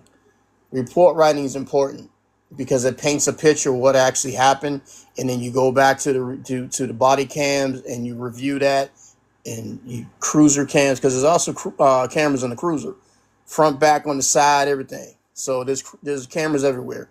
So you got to review all of that and then go through what transpired and then what the chief has to address when they make a statement, and make sure it's 90% accurate, and then go back. Because if you look at sometimes when they do media announcements, there's 2 or 3 addresses, because I just want to make sure everything's correct. Now, if there's any misaligned information, they want to go back and correct that. And there's always supplemental reports. They just want to cross their I's and dot their T's. But like I said, the initial report is report writing is so imperative, because that's where it starts, right there through the patrol officer. All right, Dale, go ahead.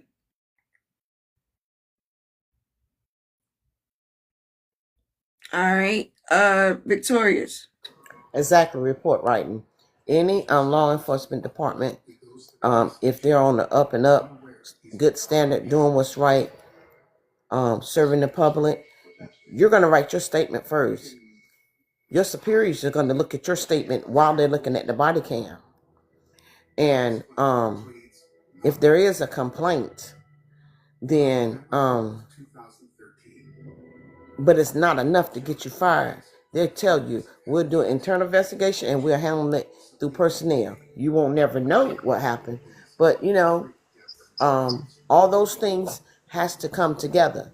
if there's some hittery or sneak attacks that's going on, it's gonna show, because you're not gonna be saying that you took him to the ground um by restraining him when you hit him in the head twice, and then you kicked him in the throat, and then that's not gonna match if that's not what happened. Um and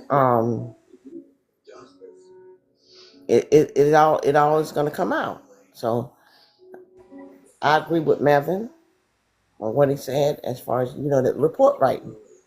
You best believe that report writing is legal. Um and just so the department stay in the clear, they're not gonna tell you sit down and look at the body cam and then write your statement. Oh, can I say what you and back go with you on this one too? When you do use of force or anything of our equipment, we have to do a report on that Every time. every time. So if that doesn't align with Even when we use our pepper spray or tasers. yes or Yeah. taser, we have to do a use of force report. So if that does not, if you don't include that in your report writing, and then they come to find out when they look at the body cam, you didn't, and it's signed off. Once it's signed off by the damn duty supervisor and it goes up, that's an official record. So you can be in a lot of trouble for that when it's being investigated. And the thing of that is, yeah, you might still see that person on beat, but those are the videos that they use in training. This is what you don't do. So, all that stuff works together. I'm a believer of a work together situation. All right. Don't do something that's going to embarrass your butt and you stand up there looking dumb, because everything you say and do is subject to be used in court. That's what they told me. Okay. Bo, do you remember the question? I think so. Right. Whether the body camera helps with documentation or whatever. Okay, so I've been listening, and I don't care who you are. If you are the mother of a child, period, male, female, don't know, whatever. In my little brain, in this little brain that sits at 2309, from the moment they punch in on the clock, I don't know if officers still punch a clock, but you know what I'm saying. To the moment they punch out of that clock, that body camera should be on, except for when they pee in. That's it. But even if it was like that, we'd never see it. I know, Miss Victoria's, that you say that it's with the duty sergeant and people review it and all the other stuff, but just on the outside looking in, I've never been a police officer, and yes, we've got police officers in our family and all that. Some of the stuff that people get arrested on, some of the stuff that people get cops beating, suspects and all of that stuff, I just find it hard to believe either they're covering it up or because I can only speak for what I see here in Little Elm, Texas. I very rarely see it, and I find it hard to believe that all 100% of the cops here are good. I'm sorry, I find it hard to believe, but there is no evidence for anything different. So, what can I say? All right. Nasir. Thank you, Bo. I usually ask for everything. I want to know the last time your radar gun was calibrated. I want to know everything. So I leave no stone unturned if I ever have to face it in a court situation.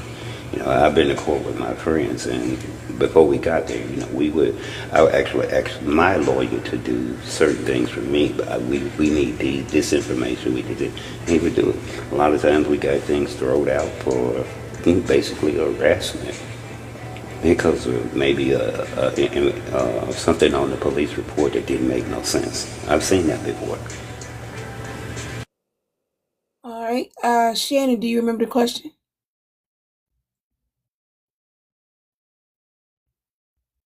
Yeah, I do. And I mean, and she's not wrong. You know, that's what happens, you know. Especially if you live in the South. Like it's really it's unfortunate, you know, that people don't get the fair like review of the body cam footage. They don't get that in court. They don't get that. What they get in court is exactly and precisely whatever the police officer says. They don't get the opportunity to see the police footage. They don't see that. And it's it's not fair. And in the South, people are definitely not given the opportunity to defend themselves in the way that they should be able to. That's all I would say. All right. Hot Wash, do you remember the question? Yes. Okay. So what I would say is that before we had body cameras, there was a system, right? Not we, but police officers. Originally there was a system, and because that system was so flawed, body cams were put into place. And what we are seeing is, even with body cameras, there are still there are still flaws. And in the way of, you know, there's situations where there's only part of the video that's shown with no context. So say for instance the young man that got pulled over and it went viral, the body cam footage went viral of him getting you know, repeatedly hit in the face and the window was smashed and him getting pulled out of the car, and then just repeated punches to the face, right? You know, that was flawed because there was a whole story up until then that wasn't shown, and then when that came out, then perspective started changing. It's all flawed. It's a little bit better than what it was because now you actually can see firsthand the actions, and not based off of what somebody retells or recounts of that event, because you know, your mind got to be pretty sharp to recount in detail a particular situation, word for word, bar for bar, swing for swing. But even with the body cams, you still have a flawed system in there somewhere. And thus, so much so, now civilians have taken it upon themselves to themselves record everything. You know, they see the body camera is there, but they're like, no, I got my phone. I'm recording. You get what I'm saying? So there's no trust in the system. And that's not without cause. All right. Anybody else far as the question about body cameras? Before we move on to our next question, anybody else? All right, next question. Go ahead. No, I said no. No. Go ahead, Mama. All right. To what responsibility do internet platforms and content creators have in promoting transparency and combating the spread of harmful or misleading information? I'll say it again. What responsibility do internet platforms and content creators have in promoting transparency and combating the spread of harmful or misleading information? Melvin. So if I get this question, you're saying that they try to combat the use of people spreading out lies on the internet? What is the responsibility of the platform or the content creator in promoting transparency and combating the spread or harmful or misleading information? What is the responsibility of that individual or group? To be honest with you, I don't think there's any.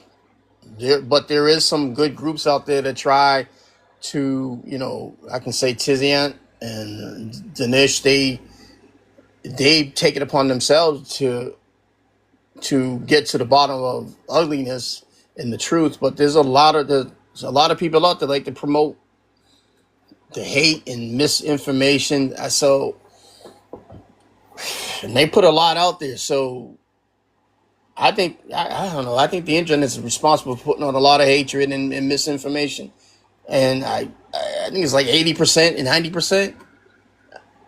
There's certain individuals that have a good platform and want to put the right stuff out, but the great majority of creators, they want that reaction immediately, and that, remember, world star, that's what they want. All right, Dale. Yes, ma'am. Yes, pending. Go ahead and skip me, Mama, because I really didn't hear the question. I'm sorry. You good, Victorious? Go ahead, love. They should be totally responsible, even to the most of being fined. If you know that something that you're putting out in the media or in the site anywhere, and you know it's false, you should be held responsible for that. You should be fined, and there should be a penalty to the broadcasting station or whomever it is up under. That's what I believe. All right. Well, Ma'am, yes, ma'am. did you hear the question? No, ma'am, because my son came in the room. Please tell me. What responsibility do internet platforms and content creators have in promoting transparency and combating the spread of harmful or misleading information? What is their responsibility, or do they have a responsibility? Because all these entities are privately owned, no. I know everybody thinks that government should overreach, but all these entities are privately owned. They get money from subscribers, they get money from advertisers, they get money from investors. They're all privately owned. My problem is, if you're going to block some people, you need to block everybody that's saying something crazy.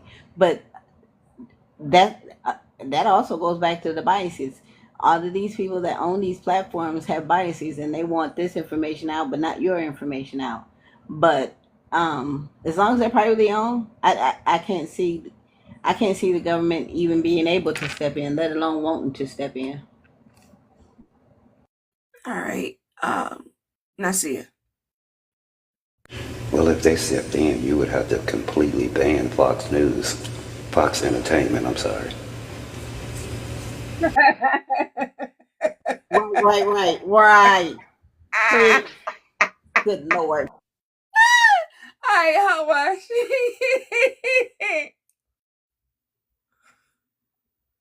My dogs is barking. On one hand, Lord Jesus. You fine? I hear you good. Okay. On one hand, it's a part of freedom of speech. If you are a big content creator and you do have the platform and that's what you decide to do with your platform, so be it. But I do think that there needs to be a certain level of accountability that goes with that. So if you're causing the misinformation or you're spreading the misinformation of an individual and it's not true, that individual should absolutely have the ability to take you to court for defamation of character. But at the same time, they can't control their audience. They don't have any control over their audience. They would like to think they do, but they don't. And they only have control about the content that they push out or that they create. So if you are purposely doing this, to create discord, then yes, you need to be held accountable. If you make a mistake and you own up to that and you hold yourself accountable and you're like, hey, you know what, I messed up, I got this information wrong, let me research and find the right information or what have you, that's different. But the thing is that a lot of people are lazy in that, where they don't do the research and they don't find out. They just go to somebody else. They go to somebody else's video, and they continue the spread of the misinformation online, which is pretty much lazy, right? They're just doing it for clicks and likes, because that's what's viral, that's what's popular. But I know for a fact that if there is somebody that is doing something that harmful, where it's creating discord and it's possibly ruining somebody else's life, I've seen on plenty of occasions where there have been the masses, the community will hold that person accountable. They will get that person's account taken away. They will cancel culture, that's a thing. So it's a matter of, I think it all boils back to accountability, really. Like, the community does have a sense of accountability for everybody but themselves. Oh, man, just like, I don't know who said it before, but it's so easy to call out somebody else, but don't nobody want to face the music when it's them. So it is what it is. All right. Everybody good on that question? All right, moving on to the next one. What are the societal consequences of a decline in trust in law enforcement, particularly for a marginalized community? Well, it's communication, it's community service. That's a big thing. And then when distrust comes with law enforcement, when people don't want to talk, did you see what happened? Nah, I didn't see it. Or like, the big thing is when people can't get help, the, get hold of the footage on the body cam. See, they're hiding something. So it's always the problem with deceit on, from both sides. And that's the big issue. And then you have people out there, conspiracy, people that will put this information out and it comes to find out it's not true. Like my brother said, Fox Entertainment, but it just causes a big crack in relationships when it comes to law enforcement and community. And you don't know who to believe, because until the truth comes out, then people are happy. If people are held accountable, people are happy. But it's that whole thing of deception is the big key word. And that's never going to change when it comes to law enforcement and community, because people have their own opinions, which could be good and could be dangerous. So that's the issue I have. All right. Dale, can you answer that question? What was the question, Mom? I'm sorry. Ooh. Which question was it? Melvin, what the question was? Something about deceit, when it comes to the community, and something else like that. I don't forgot already. Excuse me. I'm almost 60 Well, years. listen. When it come down to the community, I mind my business. Cause I came from North Brentwood, which was a historically black neighborhood, and everybody stuck together. But it seemed like once my daddy went to Jesus, it seemed like that whole neighborhood I got a had. question. What are the societal consequences of a decline in trust in law enforcement, particularly for marginalized communities? What are the social consequences of a decline in trust in law enforcement, particularly for marginalized communities? That's the question. Well, if I'm gathering what you just said into the question, so you're saying the decline in, I guess, the trustworthy of the police. Right. Well, Certain marginalized communities don't trust the police. Let's be honest. well, like I was getting ready to say, in North Brentwood, where my brother was young and before he was on them corners, he was beat by the police. And no, we didn't like him. We ain't mess with him because all they want to do was just lock up black people. And then when something go disarray, they like, oh, tell us what happened. Nah, man, we minding our business. Like, get out our face. Because you ain't going to do nothing. You ain't going to help this community. You just trying to help your pockets. So, yeah, that's why we just don't care about. And this is just for Hyattsville police. Like, the hell with them people. I don't, just the hell with them people. The hell with Maryland police, too. Dale Corner. Go ahead, Victoria. It is so important when you have an officer that has been put in a neighborhood that is different from him to make sure that his site evaluation can level it out. Because when the people start not trusting you, you might have to watch your back in your neighborhood that you got to patrol. And you're not going to get anyone to help you if you need information. A community works well when the officer first reaction is not to put their hand on their pum pum.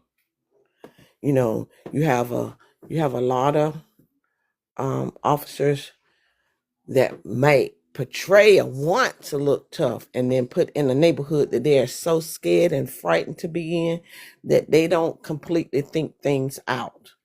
Their actions are fearful. They're out to get me. No, you need to do some psych evaluations on these folks and make sure that they ain't crazy. That's it. You know, because if not, then you're not going to get no participation from the community for anything. Even if the officer happened to be right and he's getting beat up, they're going to watch him get beat up and keep on moving. All right. Both. I agree. I like standing behind Miss Victoria. I like her. I agree because I mean, you see all the videos where the cops are on playing basketball with the kids in full uniform, or they're talking to the kids, or they walking up to the kids going, "Hey, Officer Doolittle," whatever the name is, and I mean, I love that, and I appreciate that because those are the kids that are not scared to see the cops come around the corner. But come on, it to me, and again, I can only speak on what I know. That's few and far between. Most of the time, when they see the cop car come around the corner, if they're driving, they're looking in their rearview mirror. They got their hand at 10 and 2 because they scared that they might pull them over because they have on a black shirt instead of a blue shirt. If they're walking, they're mindful of where the cop is, but they're not doing any sudden runs or sudden stops. They're always mindful negatively. They're never mindful positively. And I wish that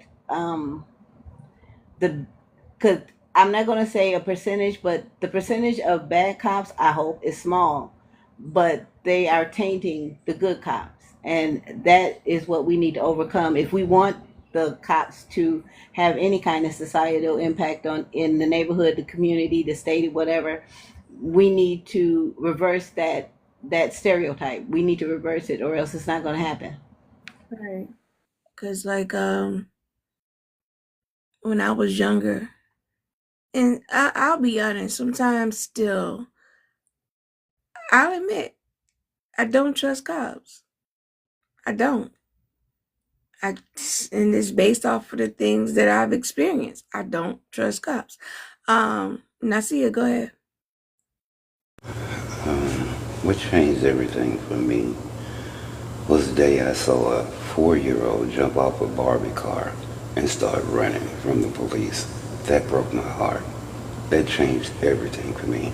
She shouldn't have to grow up in a system like that with distrust. But this is not the people who started this. This is the police department. When they created this hierarchy, when they started to treat other people different than this started to treat our community. So when we do our history on the police department, we have to know where they came from and why they were created. And that will tell you the whole story behind the way the system operates. We think the system is flawed. No, it's operating exactly the way it's supposed to operate. So, no, I don't trust them. I never will. I never have. And Victorious, yes, of course. I trust you and Melvin. I've even called Melvin for advice when I had that situation back in March. Um I mean, I'll go to bat for somebody like Melvin. Melvin, yeah. But Melvin, there are not many cops like Melvin. Right. But I'll be honest, for the most part, the things that I've experienced, half of them, Y'all gonna make me cry. a third of them ain't no good, and a third of them just jank it. You can't trust them. Can I say something? I gotta do a little pushback on my brother though. One thing that, as me as when I was in uniform, one thing that really there's a few, but one thing from the parents, and I'd be out talking to citizens and everything, civilians, and a parent said to their son, "If you don't act right, I'm gonna have that officer arrest you." That instills fear into a child too. Right. And I said, "Ma'am, you really shouldn't say that because." And then I had to chase down a kid that was like 8 years old one time because he was missing from his house, and I found him. And I said, "Well, how come you just didn't come up to me?" He said, "Because my mama said don't trust cops." So And that's that disconnect. and I don't know where my daughter got this from. We were walking out the PX. There was a regular cop. He wasn't he wasn't an MP, but it was a regular cop coming in. And I don't know where she got this from because at the time she was like 2, and she just started having a fit. She literally was crying and having a fit. And I'm like, he's not gonna bother you. You're not doing anything wrong. She literally had a fear, and I don't know where it came from. Hot Wash, go ahead and answer the question, love. And Melvin, whatever you wanted to say, you can go after Hot Wash. Yeah. Go ahead, Hot Wash.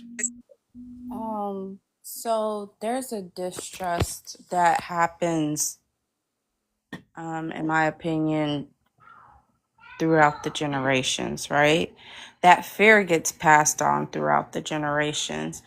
But what that means for society is the fact that there is no trust. Even if we do have good police officers, because of past experiences, what happened with family members or what happened to ourselves or whomever that we've seen on the internet going through whatever they go through, as far as injustice is concerned, that fear gets passed along, right? So say for instance now, I'm a mother of a 16-year-old boy, Right. right? And I fear for him, right?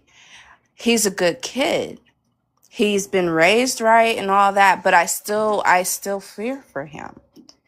And so this is a generational thing, this fear. We pass it along to our kids. And another thing is too, like, police have been weaponized against us for a very long time.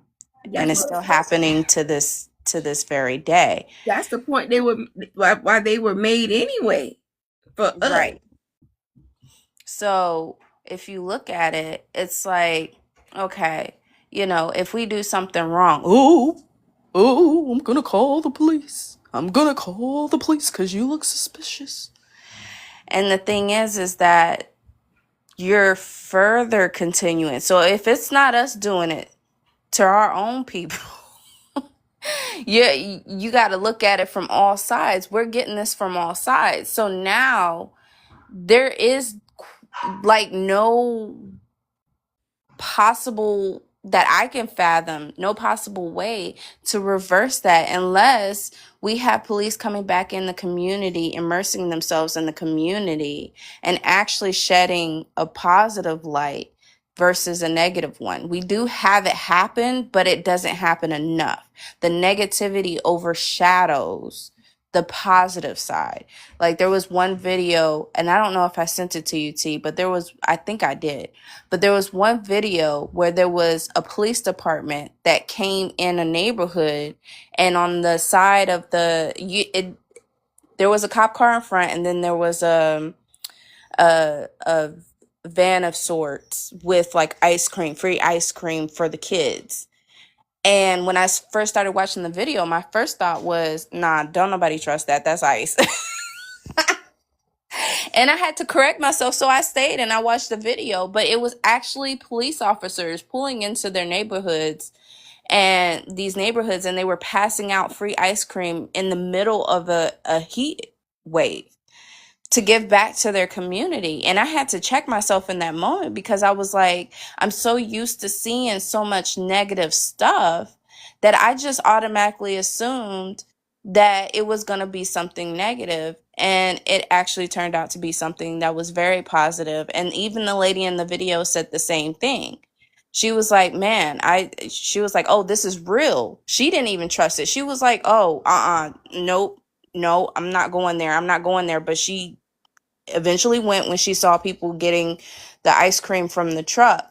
And I think at some point, we kind of have to check ourselves in the way of, you know, this type of fear and hatred, even though we have every reason to not trust it, right? But at some point, we do have to start checking ourselves because we do tend to escalate certain situations just based off of fear. And some situations don't have to be all that it is, but we're already on the defense and we're ready to, it's an automatic thing. It's like, oh yeah, no, I'm fighting this. But in certain situations, you don't understand how much a calm, sometimes there are people who will actually de-escalate the cops in certain situations because they have that ability to do so. They have the knowledge to do so. And not only that, but just the wherewithal to be able to control themselves in that situation.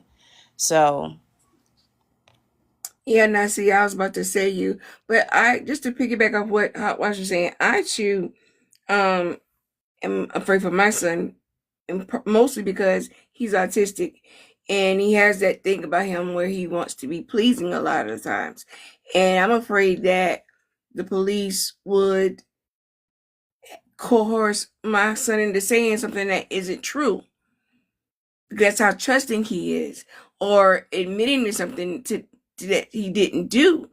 So we've taught him to, if a police ever had to, question him, the only thing he says is, I have Asperger's. Call my parents.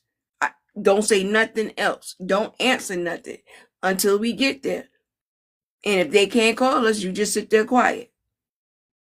I have Asperger's. Call my parents. So There's a comedian, Kathleen Madigan. She has a T-shirt that says, "I do not recall, and I want a attorney." That's what you say after you say your name. I do not recall, and I want an attorney. all right, Melvin, you had something else you wanted to add after Hot Wash. Go ahead, love.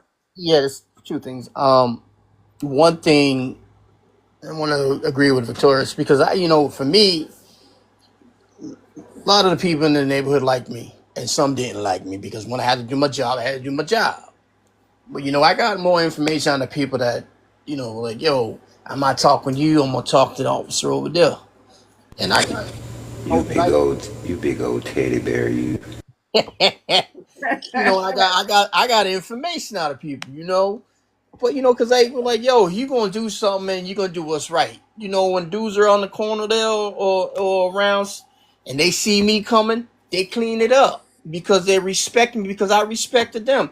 I understood because you understand back in the day where I grew up, it was hard life. And just like some of y'all in here came areas that were hard life. So I understood what was going on. And one thing I didn't know, I just don't like is when you have people on the outside as law enforcement that come in and they wear them damn black gloves. I can't stand that shit.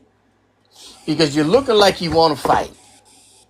Anybody that I train, because I was an FTO, that means field training officer. Hey, don't wear them damn gloves with me. When you out in the field by yourself, you want to do it, go on. But you're gonna see people when you put them gloves on, they're gonna start challenging you. If you want to learn respect, you just stand back, listen to people, see what the hell's going on in the surroundings. Sometimes I know it's a hot call sometimes, and you got to do this, you got to do that. But just get to know your neighborhood because it there's a lot of nice people that live in the hood, and there's some motherfuckers that live in the hood, and then there's some niggas. And I'm sorry for saying that. No, you're right. But you know what I'm saying. But it's just that whole thing that if you're in the city, that whole misinformation that if a person comes from the inner city, they're a bad person. It's not true. It is not true. And I can't stand that. That's all I got to say. All right, Victorious, go ahead, love. I want to piggy off Hot Wash. That she said that sometimes, we have to let our defense down. One thing that I can say that the department, any police department, sheriff department, state trooper, they need a zero tolerance for disobeying what we was taught and disobeying the policies and procedures. And we need to also make sure that our kids, you could be right, but what I want you to be is safe and get home. You let me do the handling. Whatever they're asking for right now, you just do it. And you best believe, as long as you stay in the right, I'll go to jail. I'm going to jail. I don't care. Because I'm not gonna let anything hurt mine that I gave birth to. And I always have told people, I don't. When I would pull up at someone's house and they were disciplining their child, I'm not saying nothing because I saw when I was growing up the choices that the police had to making people listen, which was in my black community, which was the nightstick and a weapon. And so, and all I'm doing is disciplining you, and they have the right to either pepper spray you, put a baton on you, or weaponize you with the weapon. And I can't discipline my child for you to tell me that I got a child that I raised that's not fit for society. Oh no, I could care less. When I come up, if your mama says she hit you in the forehead because you was talking about, then I'm sorry, I cannot I don't have no input. But we do need to teach our kids for the time to be. And if you're on a dark road, just, listen.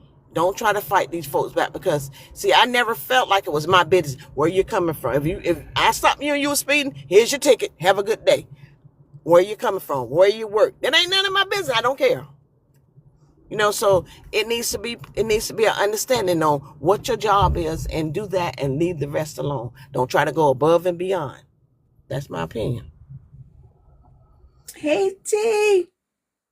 All right, so this is going to be kind of a two-part question, I guess.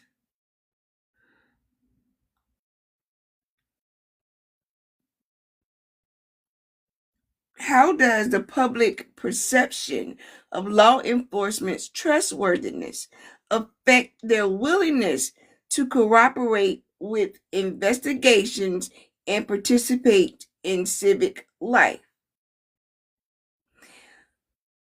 And I guess with that, the second part, do you think they're more willing to cooperate with someone from the internet more so than law enforcement? So the first part is how does the public perception of law enforcement trustworthiness affect their willingness to cooperate with investigations and participate in civic life? And the part two is, would you rather work with someone in law enforcement or someone on the internet doing an investigation? Mel, we're gonna start with you. I think one of the reasons, because like I said earlier, a couple of minutes ago, it's just that the trust issue. When there's an investigation, a lot of people think that and then there's that public pressure. Where you live, man, you talk to the cops, you're a snitch. So it's always that. So trying to fine tune an investigation, it's just the way that the police approach it. I think a lot of agencies need to, if there's a victim of a serious crime, be more empathetic. I think empathy. Okay.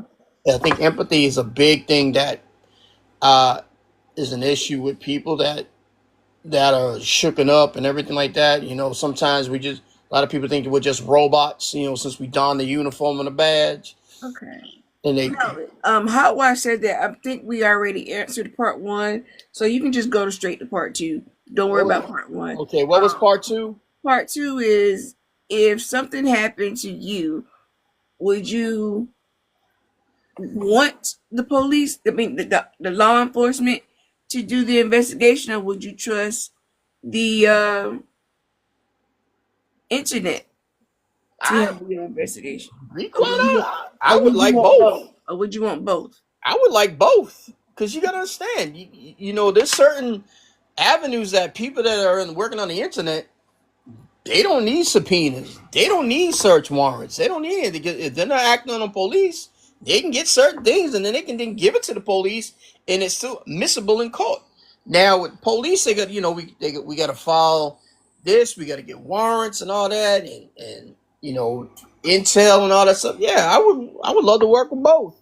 I have no problem with that, as long as both entities can come together and work together. I'm cool with it. All right, Dale, one, two, or both?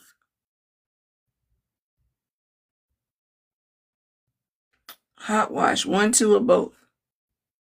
I'm sorry. Yeah, I'm very much on Melvin's page, because with cops there is a series and an order that has to be followed, a series of rules and orders that have to be followed, and a process that has to be done as well. But with the internet, it's cutthroat. It's there's no in between. Like you gonna get the people's is gonna do the work. And also too, like, to second what Melvin said, I would very much go to the police to create a paper trail legally, right? Because anything that you find out on the internet doesn't really stand up in court per se. So you have to also follow that trail legally as well, if you are seeking some kind of compensation or any kind of justice legally, because there's only so much you can do through the internet. Like, yeah, they can shut down their business, but at the end of the day, that same person can go start up another business under a different name and you wouldn't even know.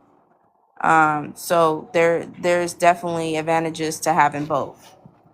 All right, Victorious, one, two, or both?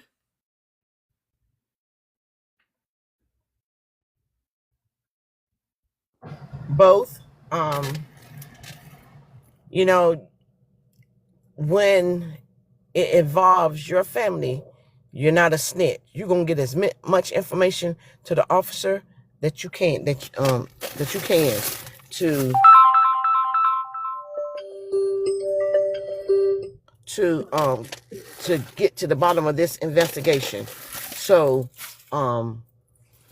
and everybody may not talk around the officer. So therefore, they're talking in the community, and that family member gonna contact you. I heard this, I saw this, they said this. So all of it is good. Kara Hawk said the police, the internet, the post office, workers at the Taco Bell, everybody. All right, When, let's see. Oh, Victoria, were you done? when yeah, when something happens to a family member, you want your case and you want it to be known and properly investigated, and you want the person to be prosecuted. So yeah, you need that community, and you need the officer to do the footwork and everything else. But both of them are good. All right. I see you. 1, 2 vote. I'm with Tara Hawk on that. I want the people at the Goodwill investigating. Because if you rely on the police department, I'll probably be too old to go to court to do anything by the time they solve it. Damn. Yeah. What's wrong? Damn. All right now. Yo, I see it, man. Oh well. All right, Bo. The question is, if something happened to you or a family member, would you want just the police, just the law enforcement? Would you rely on just the internet or both? No, I gotta rely on everybody in both because, like I say, I live on the outside of Dallas. Uh I'm not quite sure that the police gonna turn over every rock. They might just turn over a couple pieces. I need every rock, every piece of paper, every drainage dig. I need everything investigated, and police ain't gonna do that. Right. They I'll say this. I want both, but I'll probably trust outside avenues more than the police. I mean, I would want both, but my trust, my trust would probably be. Yeah, listen, I don't go to church, but Pastor so and so, so hey, but far as my topics, y'all, thank y'all. We did good for the topics. I got one anonymous letter pulled up, so we can do that, and then that'll be the end of the live. That's why I want the lady at Taco Stand doing something, y'all. Okay, so my every pet, the bird, and the bugs. Listen, everybody can be on this. Leroy the crackhead to tell me some Hey, information. that he's seen something. All you gotta do is give him $5. He'd be good. All right. This was honestly one of the weirdest work things that I've ever dealt with. There's a woman in my office I'm friendly with, but not close to. We've had small talk here and there, nothing deep, no lunches together, no real outside of work connection. She found out that I was getting married and asked when the wedding was. Then she straight up asked if she was invited. I kind of laughed and said, "Oh no, it's really small, just close friends and family." I didn't think anything of it. She got quiet and a little cold after that. But I figured, okay, maybe awkward moment, whatever. Fast forward a few days later, I get a meeting invite from HR. Turns out she filed a complaint saying I was being exclusive and creating a hostile work environment by leaving people out.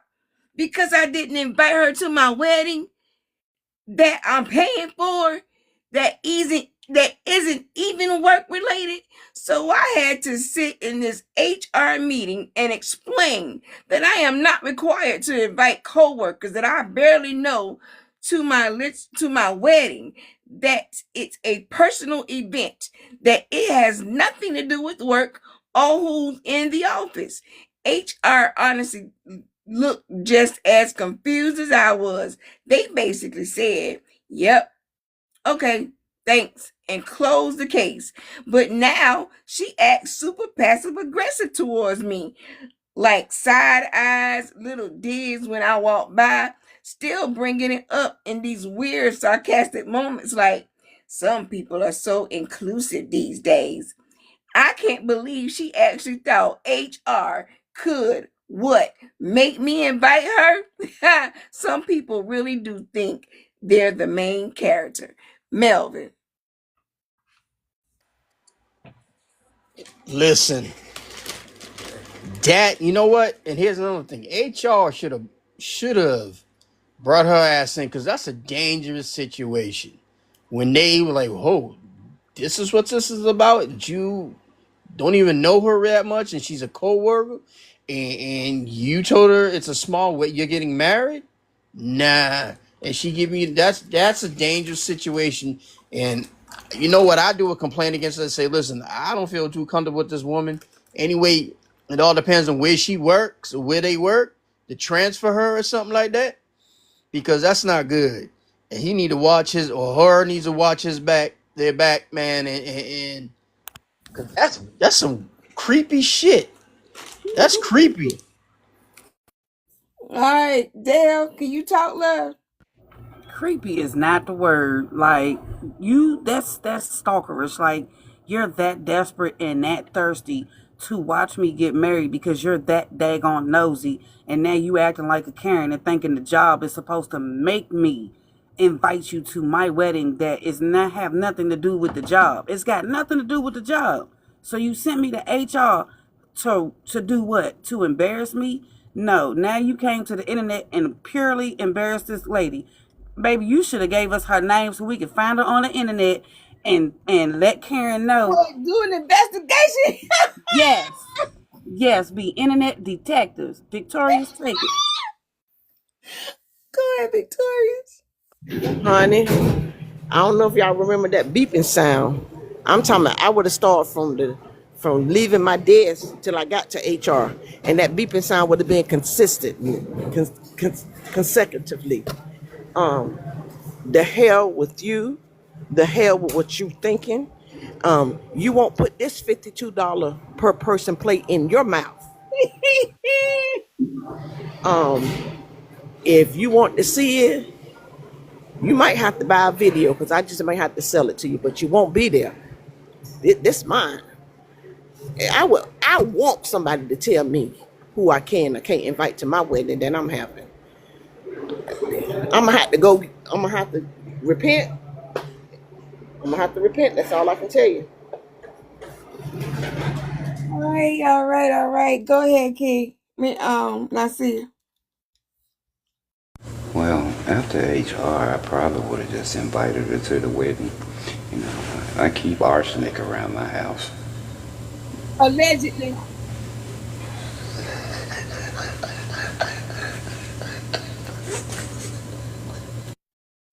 Hot wash. Nasir, I'm gonna get you.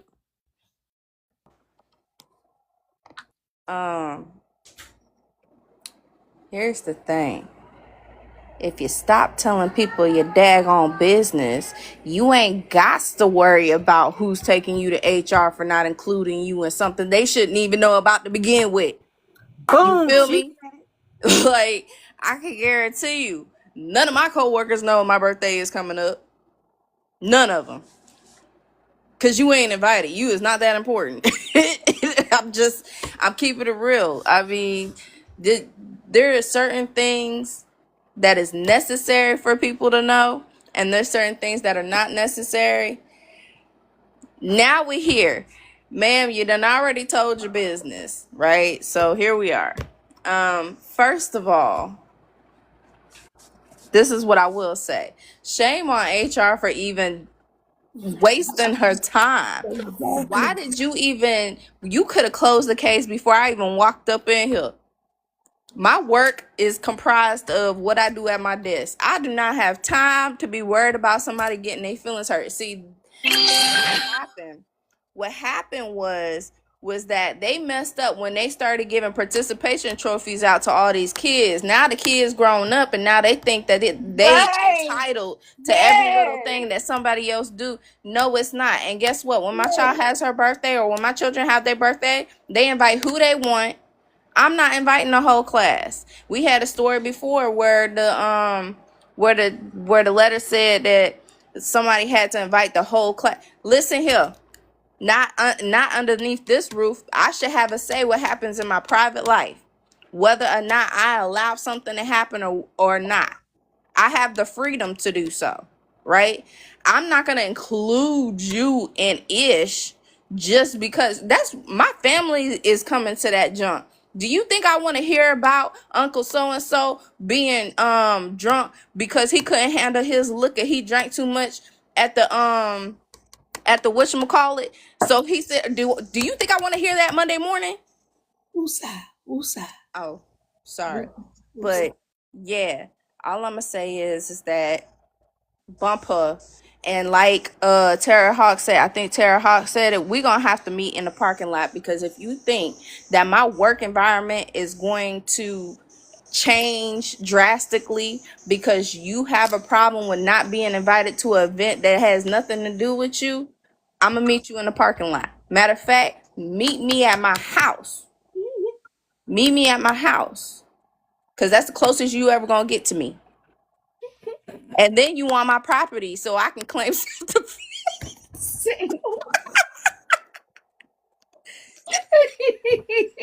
Y'all crazy. Hot wash, corner, right now, corner. Y'all crazy. Okay, Yes, Bo, sir. Story triggered him.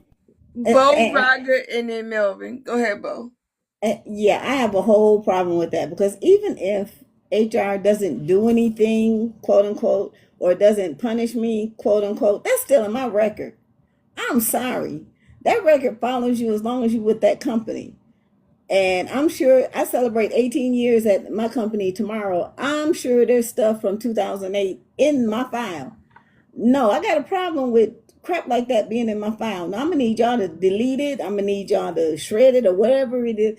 But no, that's just some childish crap. That's what that is. That's all it is. High school crap that we doing as grown adults. Really? That's what we doing? Okay. All right, Roger. All right. As a disclaimer, I'm tired. I've been down the road all freaking day. I just got home, but I'm an onion. Meaning I got layers. So first layer is I'm going back to HR and I'm filing a complaint for a hostile work environment. That's the legal way we want to go about it.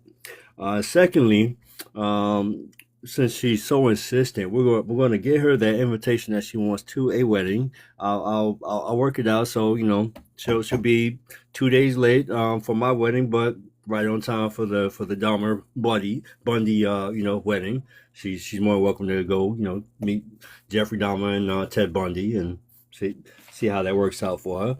And lastly, I know how to be a fake Negro too. So we can be all buddy while you on your way out the door, because I filed my report with HR and they're gonna help you. They're gonna help you figure it out. You ain't got no entitlement here. We ain't family, and this was a small intimate affair. So if unless you can go ahead and find my horny cousin Marcus Aurelius and marry him before my wedding, you ain't truly invited to my own wedding. And that's all I gotta say about that. Listen, I would have been, hey, Mr. Weed, I would have been so petty with this one. I'd have had fun messing with her. And if she wants to keep on with these little sly remarks and the side eye, I'll call out every time. Bitch, listen here. I done told you wasn't invited to my wedding now. You know this? You keep making these little remarks. And then I'm definitely, I love what Roger said. I'm going to go back to HR. She is creating a hostile environment. Every time I walk in the building, I'm getting side-eyed. I can't walk by her without her saying something about me. So she's creating a hostile environment. Now you gonna get in trouble. Cause I'm pretty sure they're gonna deal with her a whole lot. And then, the fact that HR didn't do an investigation before they called that meeting, that what irritates me.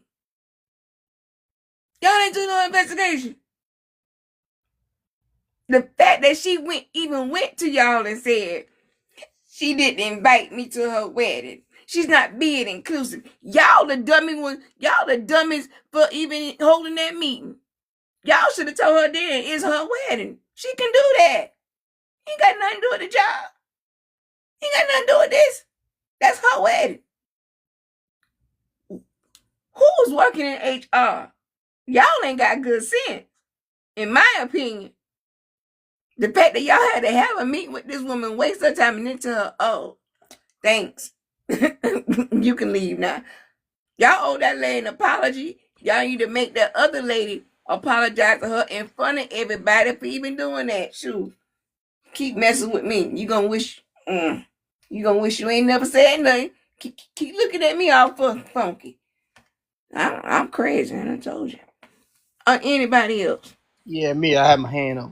Okay, go ahead. See, I would have said, "All right, I'll invite you to the wedding," and then I would have told HR, but I would have gave her I would have made up a fake ass invitation and gave her, saying Miss Wedding's gonna be here. I would have sent her to McDonald's, and then said the reception's gonna be at a strip club. Woo! Send her to the zoo. Shit. Damn that woman crazy, man. Yeah, she crazy. All right, we got time for one more. Seems like they all along the same line today for some reason. My family of 3 went to Hawaii in March, and one of the things we did was visit Pearl Harbor. They don't allow any bags, backpacks, or purses inside. You have to purchase a locker or leave it in your car. I suppose there was a line for the lockers when we first got there. It's the same line to pick up your belongings as it is to drop them off. As we were standing there, we were in line for about 10 minutes by then, and there were probably 20 people in line behind us. Karen McAsshat walks to the front and just stands there. She says, I'm just picking up. I was staring her down pretty hard because she addressed me and repeated, I'm picking up. I'm just picking up. I said, it's the same line to pick up and drop off. Go to the back of the line. She literally kept repeating herself. I'm just picking up. I'm just picking up. I kept up with the dirty looks until she slunk to the back of the line. Man, that felt good. There was another time I stood up to some entitled people, this time in DC in the National Mall, but that's another story for another time, I guess. All right, Melvin. I would have just cussed her ass out and told her to go in the back. You wait like everybody else. Next. Right. Tell Karen your privilege ain't here. Go to the back of the line. Like y'all told us to go to the back of the bus. You go to the back of the line. Sorry, Miss Jackson. Ooh. Okay, good. I see you. Go ahead.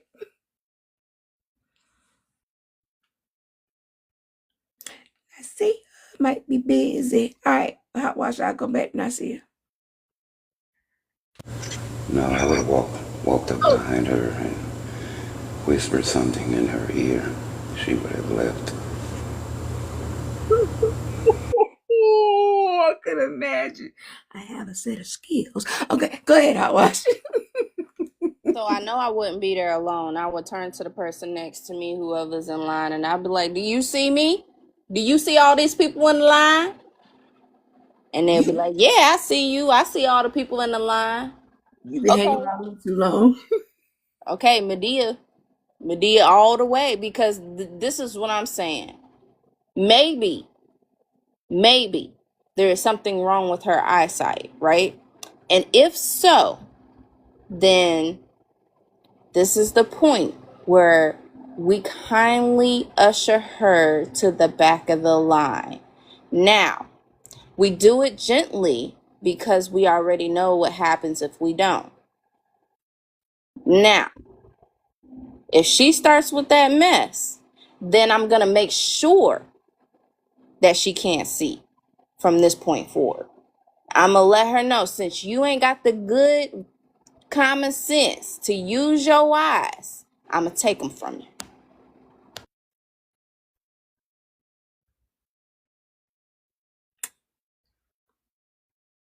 Bo, go ahead, love. I I just don't understand. Okay, so my one minister that I watch on TikTok at the TikTok Tabernacle, his theme song is "Lift Every Voice and Swing." See, that's me. I'm not trying. This ain't the 50s. It's not the 50s. I don't have to bow down to you. I don't have to kowtow to you. Get your happy back in the back of the line, or else we can have fun. We can have fun right here. And I'm not a violent person, but let somebody be in front of me and I've been in line for 10 minutes and my feet hurt and I'm tired and it's hot. Okay. I love Love it. y'all. I love it. Go ahead, Roger.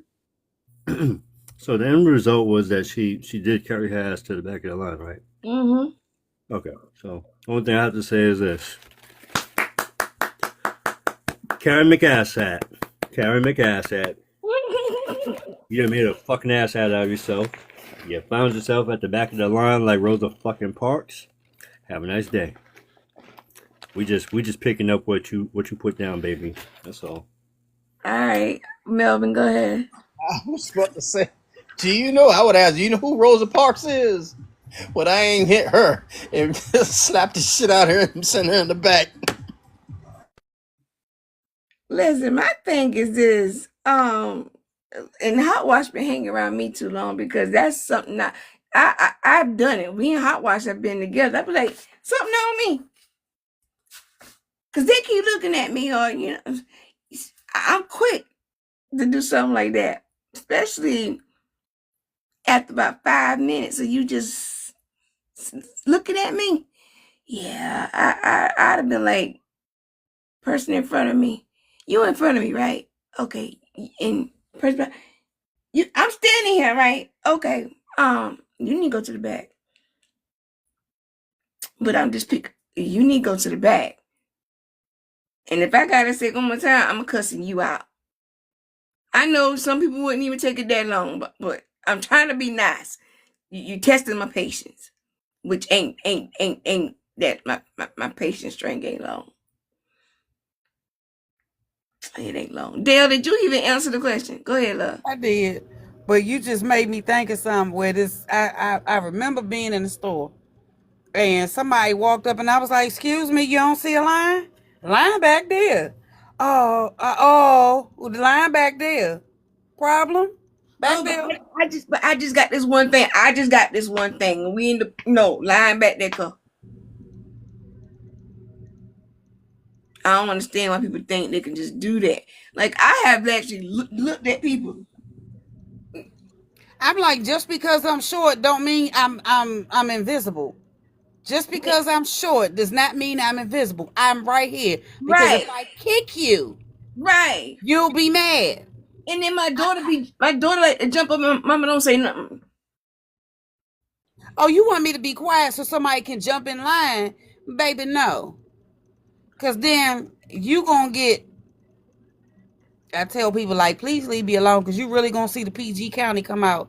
And then y'all going to be like, oh my gosh. And another thing that irritates me, just because you put your blinker on don't mean I got to let you in. That means you get in when you fit in. Just because you got that blinker on don't mean I got to let you in. And if you cut me off, You are mean. You are Oh, yeah. dang. just because you Someone got found your that out real blinker fast. on don't Little, mean I got to let you in. yeah, Ooh. yeah. Some Albanian, Russian spinoff, whoever the hell he was. He found out real fast one day. Like, oh, I'm easing in. Yeah, keep on easing. And you hit my car, and then we got on out, and we had a conversation about it, and then you ended up paying for the damages. Have a nice day. Don't play me. Your Hmm. blinker don't mean I got to let you in. I seem to recall like early on, like when this became what it is today. I told y'all about T, and y'all was like, no, she's an angel. Nah, She T is an ain't. angel. I See, she is an angel. Why you I doing, just T? Look wanted at that smile. Dale, Oh my gosh. All you Dale, gotta do is hit, huh? stop lying. Shit, the Put devil yourself is on mute because what we not gonna do is sit here and perpetuate this cycle that the, don't de- need to be perpetuated. the devil in the blue dress. That's T. All I'm gonna say, Listen, CT, they mad because we got on our Stitch shirts. all I'm gonna say is I want to Y'all use mad. this moment to say I told y'all. That's it. I'm just like Roger said. I'm like an onion. I got layers. And just like Munch said, who's a fellow Aquarius, they are angelic and Yeah, loving. So You yeah. see, know what it is? Because that big ass truck she drives, she ain't nobody finna get in front of me. That's what that shit is. Could you imagine like T getting into a road rage incident and then she pop out the vehicle? Could you imagine the expression? I do mean literally hop out of the vehicle. You ain't right. What? We You gonna ain't right. laugh at your Quit ass. laughing. Quit laughing. You ain't right. You ain't right. You dirty. All right. This one is a little bit Able of to a see over the joke. steering wheel? Never mind. I'll find out in November. I will find out in November. She can see over the steering wheel. See if she got that phone book under her booty. I got a cushion. It's about that big, about that thick. Yeah. It's stuffed with a phone book, right? No. It's that foam that don't really squish down. It's that foam that You got Let one of me. those ones with the wood planks up inside. You got memory foam? I got you. I don't know what No, it's kind not of even foam memory it is. foam. It's It just don't really it Do don't you squish down. drive? Do you drive with one hand or two? Sometimes I either or for how I'm feeling. See, you one of them motherfucking drivers, boy. I give you about 18 tickets. But you only what? hold the steering wheel with Yeah, so one you hand can't like hold the thing with one hand? right. You are yo. You a whole different person behind that wheel. I understand what D's saying. Yeah, you a woo. At You least you're not talking about me behind the wheel. I'm good. All right. This is a kind of a joke, but I want to read it. Ain't no harm, no thank you. All right. Sitting in a hospital waiting room tonight, bored out of my head and eavesdropping as one does. The father is 60-ish, the son 40-ish, and they're sitting right behind me. Son, what if I just don't sign the papers? What's she gonna do? Father, little advice, kid. Just sign the papers. Son, I don't want to be divorced. Father, you know what women do you know what women had before they had divorce? Poison. Son, father, just sign the papers, kid. Y'all get it, right? No?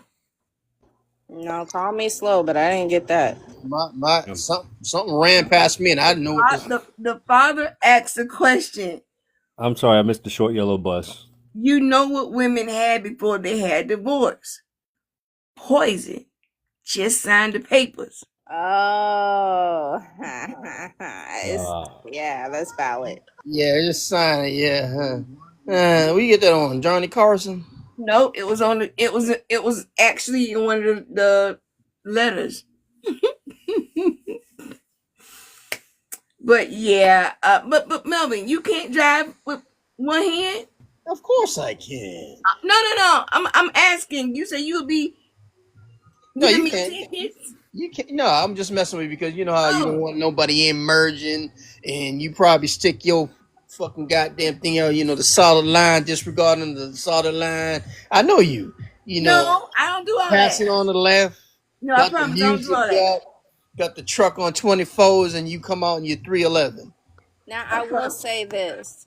She is a safe driver, but she has extensive amount of road rage. That's what I will say about that. But I will say I did press the brakes on my passenger side a couple of times, but that was it.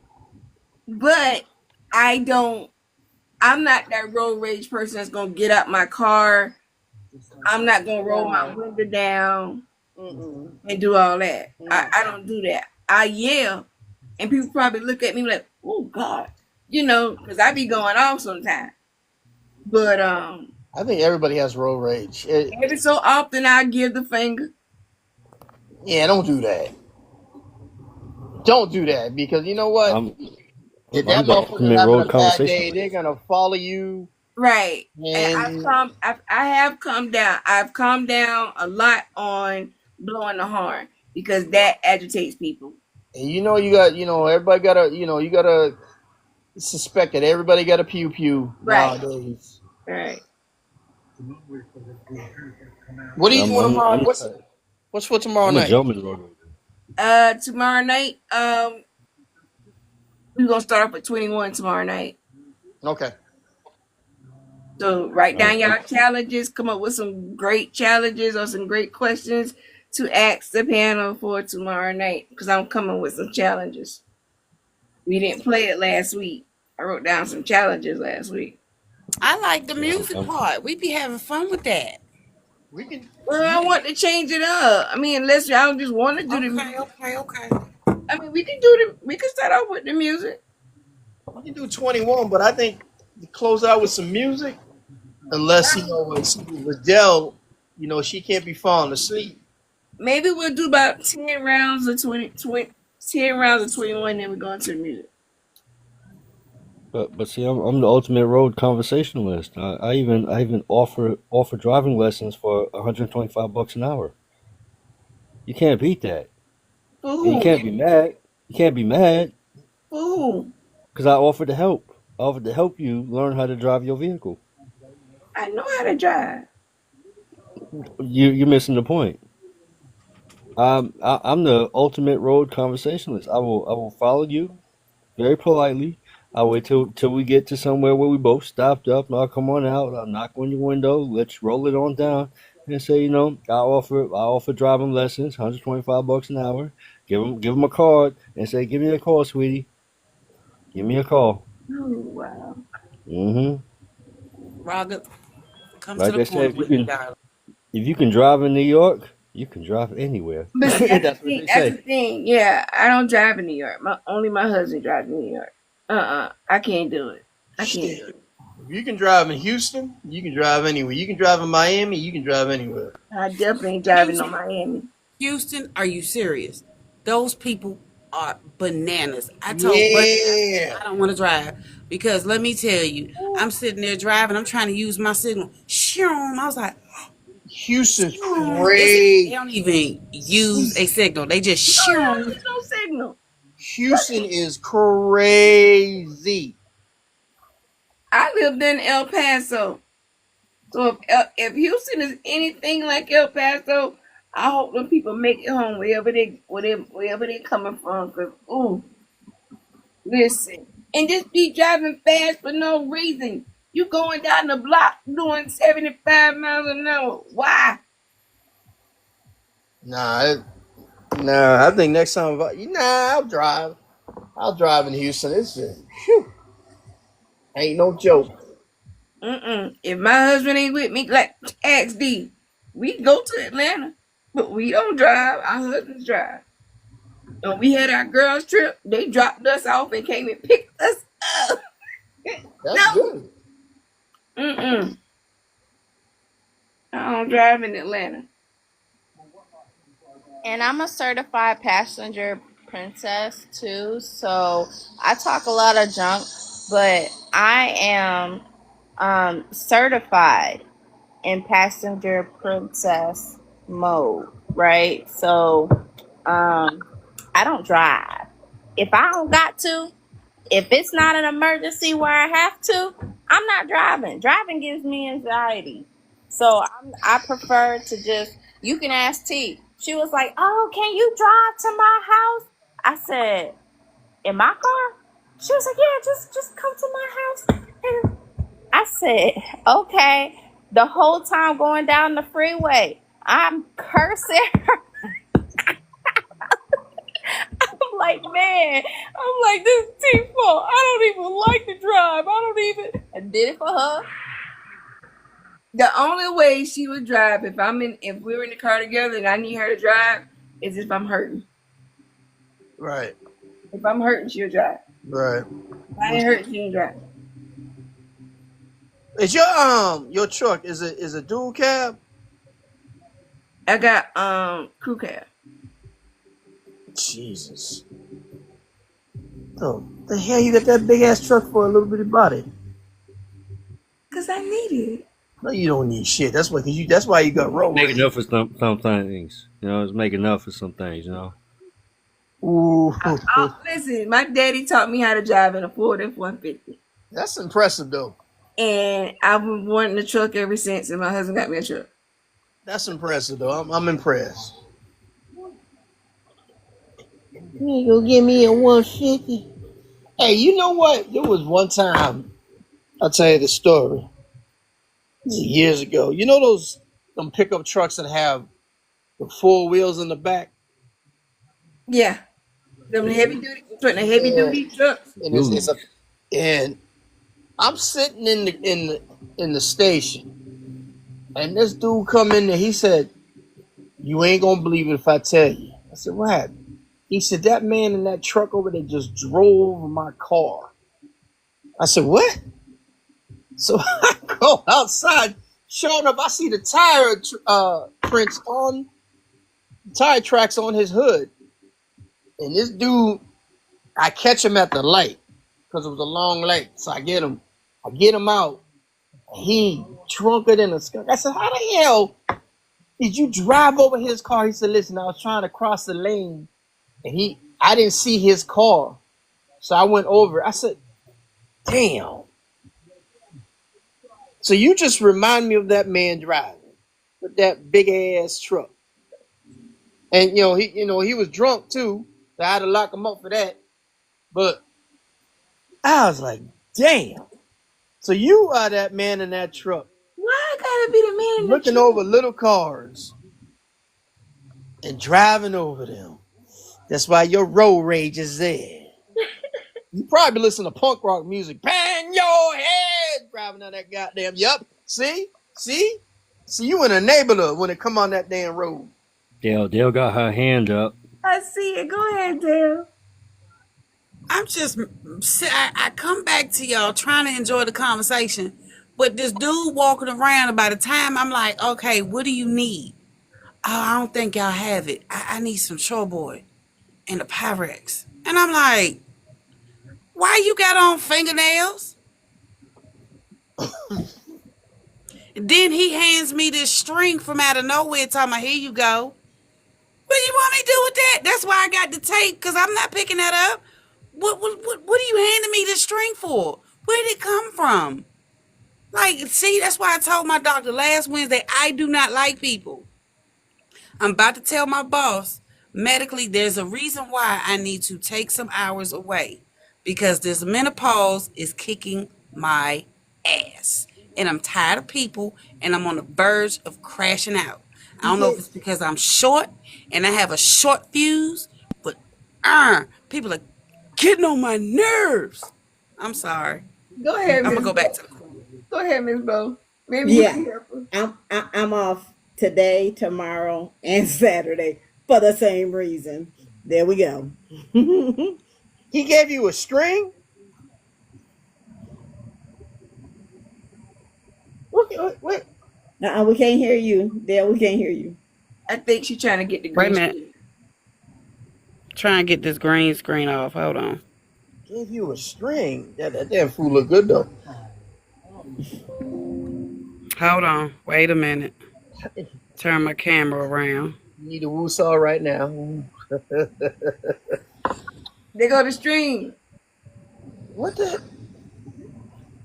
hell? The Bo said he was stringing you along. All right, turn your camera on because I can't show the product. Listen, I am low to the ground already, so anything I drive gotta be up high, and that's just it. I don't like being low to the ground. I won't drive a car. You know, I feel bad for y'all women in here that are going through menopause because my wife is going through it, so I deal with it. I told Dell to get that black cohosh to see if that'll help. It helps my wife a little bit, but she got to take a couple other things. But Yeah, and they gonna give me hormones because they're sickle cell. So T is I'm just curious, is that ladder like aftermarket or do they put that on at the dealership for you? I don't have a ladder. I got steps on. You know how they put those steppers on the side of the truck? I got steps. Don't bother me. I ain't got no ladder. you don't have to run and jump on it. No, I ain't got You to know what run I'm and saying? jump. You No, know. running jump. Hey, I just got to you this past weekend because why my niece she was not feeling well, so I said you gonna drink some tea, right? Her mama already told her to drink some tea. She won't listen to her mama, so I took the preemptive step of just going ahead and fixing her the tea. So I went to the cabinet where I know the cups to be, and I go in there. Now y'all know T is a notorious tea drinker. On the daily, she drinks her Yep. tea, Yep. right? All right, so we all know this. I went in her cabinet. Why are all the coffee cups and mugs on the top two shelves? That's where they keep putting them at. And I turned around and I looked at her. I said, "Don't you drink tea every day? How is you getting your coffee mugs and your cups?" My step ladder. I was done then. I was done then. I'm done right now. Step ladder. I got a step ladder in my closet. I got a step ladder in my kitchen. I got a step ladder outside in my garage. Yep. Same here. So you can get on a roller coaster, T. Yes. All the time. You a lie. I promise you I'm not. She barely makes that minimum cut. I make it though. Yeah. Do you get the kids special at Chuck E. Cheese? No, I'm going to Chuck E. Cheese. She got the Vin Diesel Donald Trump lift in her shoes. Yup. Hey T, we love you, baby. You know what? When Hot Watch comes to the house Saturday, we gonna make a video of me getting in and out that truck. Yes, please do. We gonna make a video. Sometimes I wish I lived up by y'all. I'll just come bother y'all. T, what you doing? Can you reach this for me? You know what? You dirty. I be telling them don't put stuff where I can't reach it, but they do it. Oh, you have that extended arm though, you know. Yeah, with the I got two of them. I knew it. I knew it. I knew it. I fucking knew it. Yeah. You got Wait. to. Wait, not only do I have the extended arm, I got the shoehorn with the long handle. God damn. Sure, you make it work. You make it work. There you go. Sometimes if I don't feel like getting my stepladder and I don't feel like getting my grabber, I get the tongs and get stuff. Don't edit out the pole she uses to vault out into the cab. You got a pole? What pole? Yeah, I still have my step stool from when I was a teenager. I just saw that. You got a pole? Be pole vaulting in a truck. Oh my god. Oh, stop, Roger. I don't got no pole. Oh, y'all too funny. But no, it's not that bad, but I'm just saying it's a shocker for anybody who hasn't seen it before. Like I said, the first time I met T physically in person, I was taken back because she came to my house and then it was a big vehicle, so I was like, "Oh, okay, you doing big things," and then she hopped out. I said, "Girl."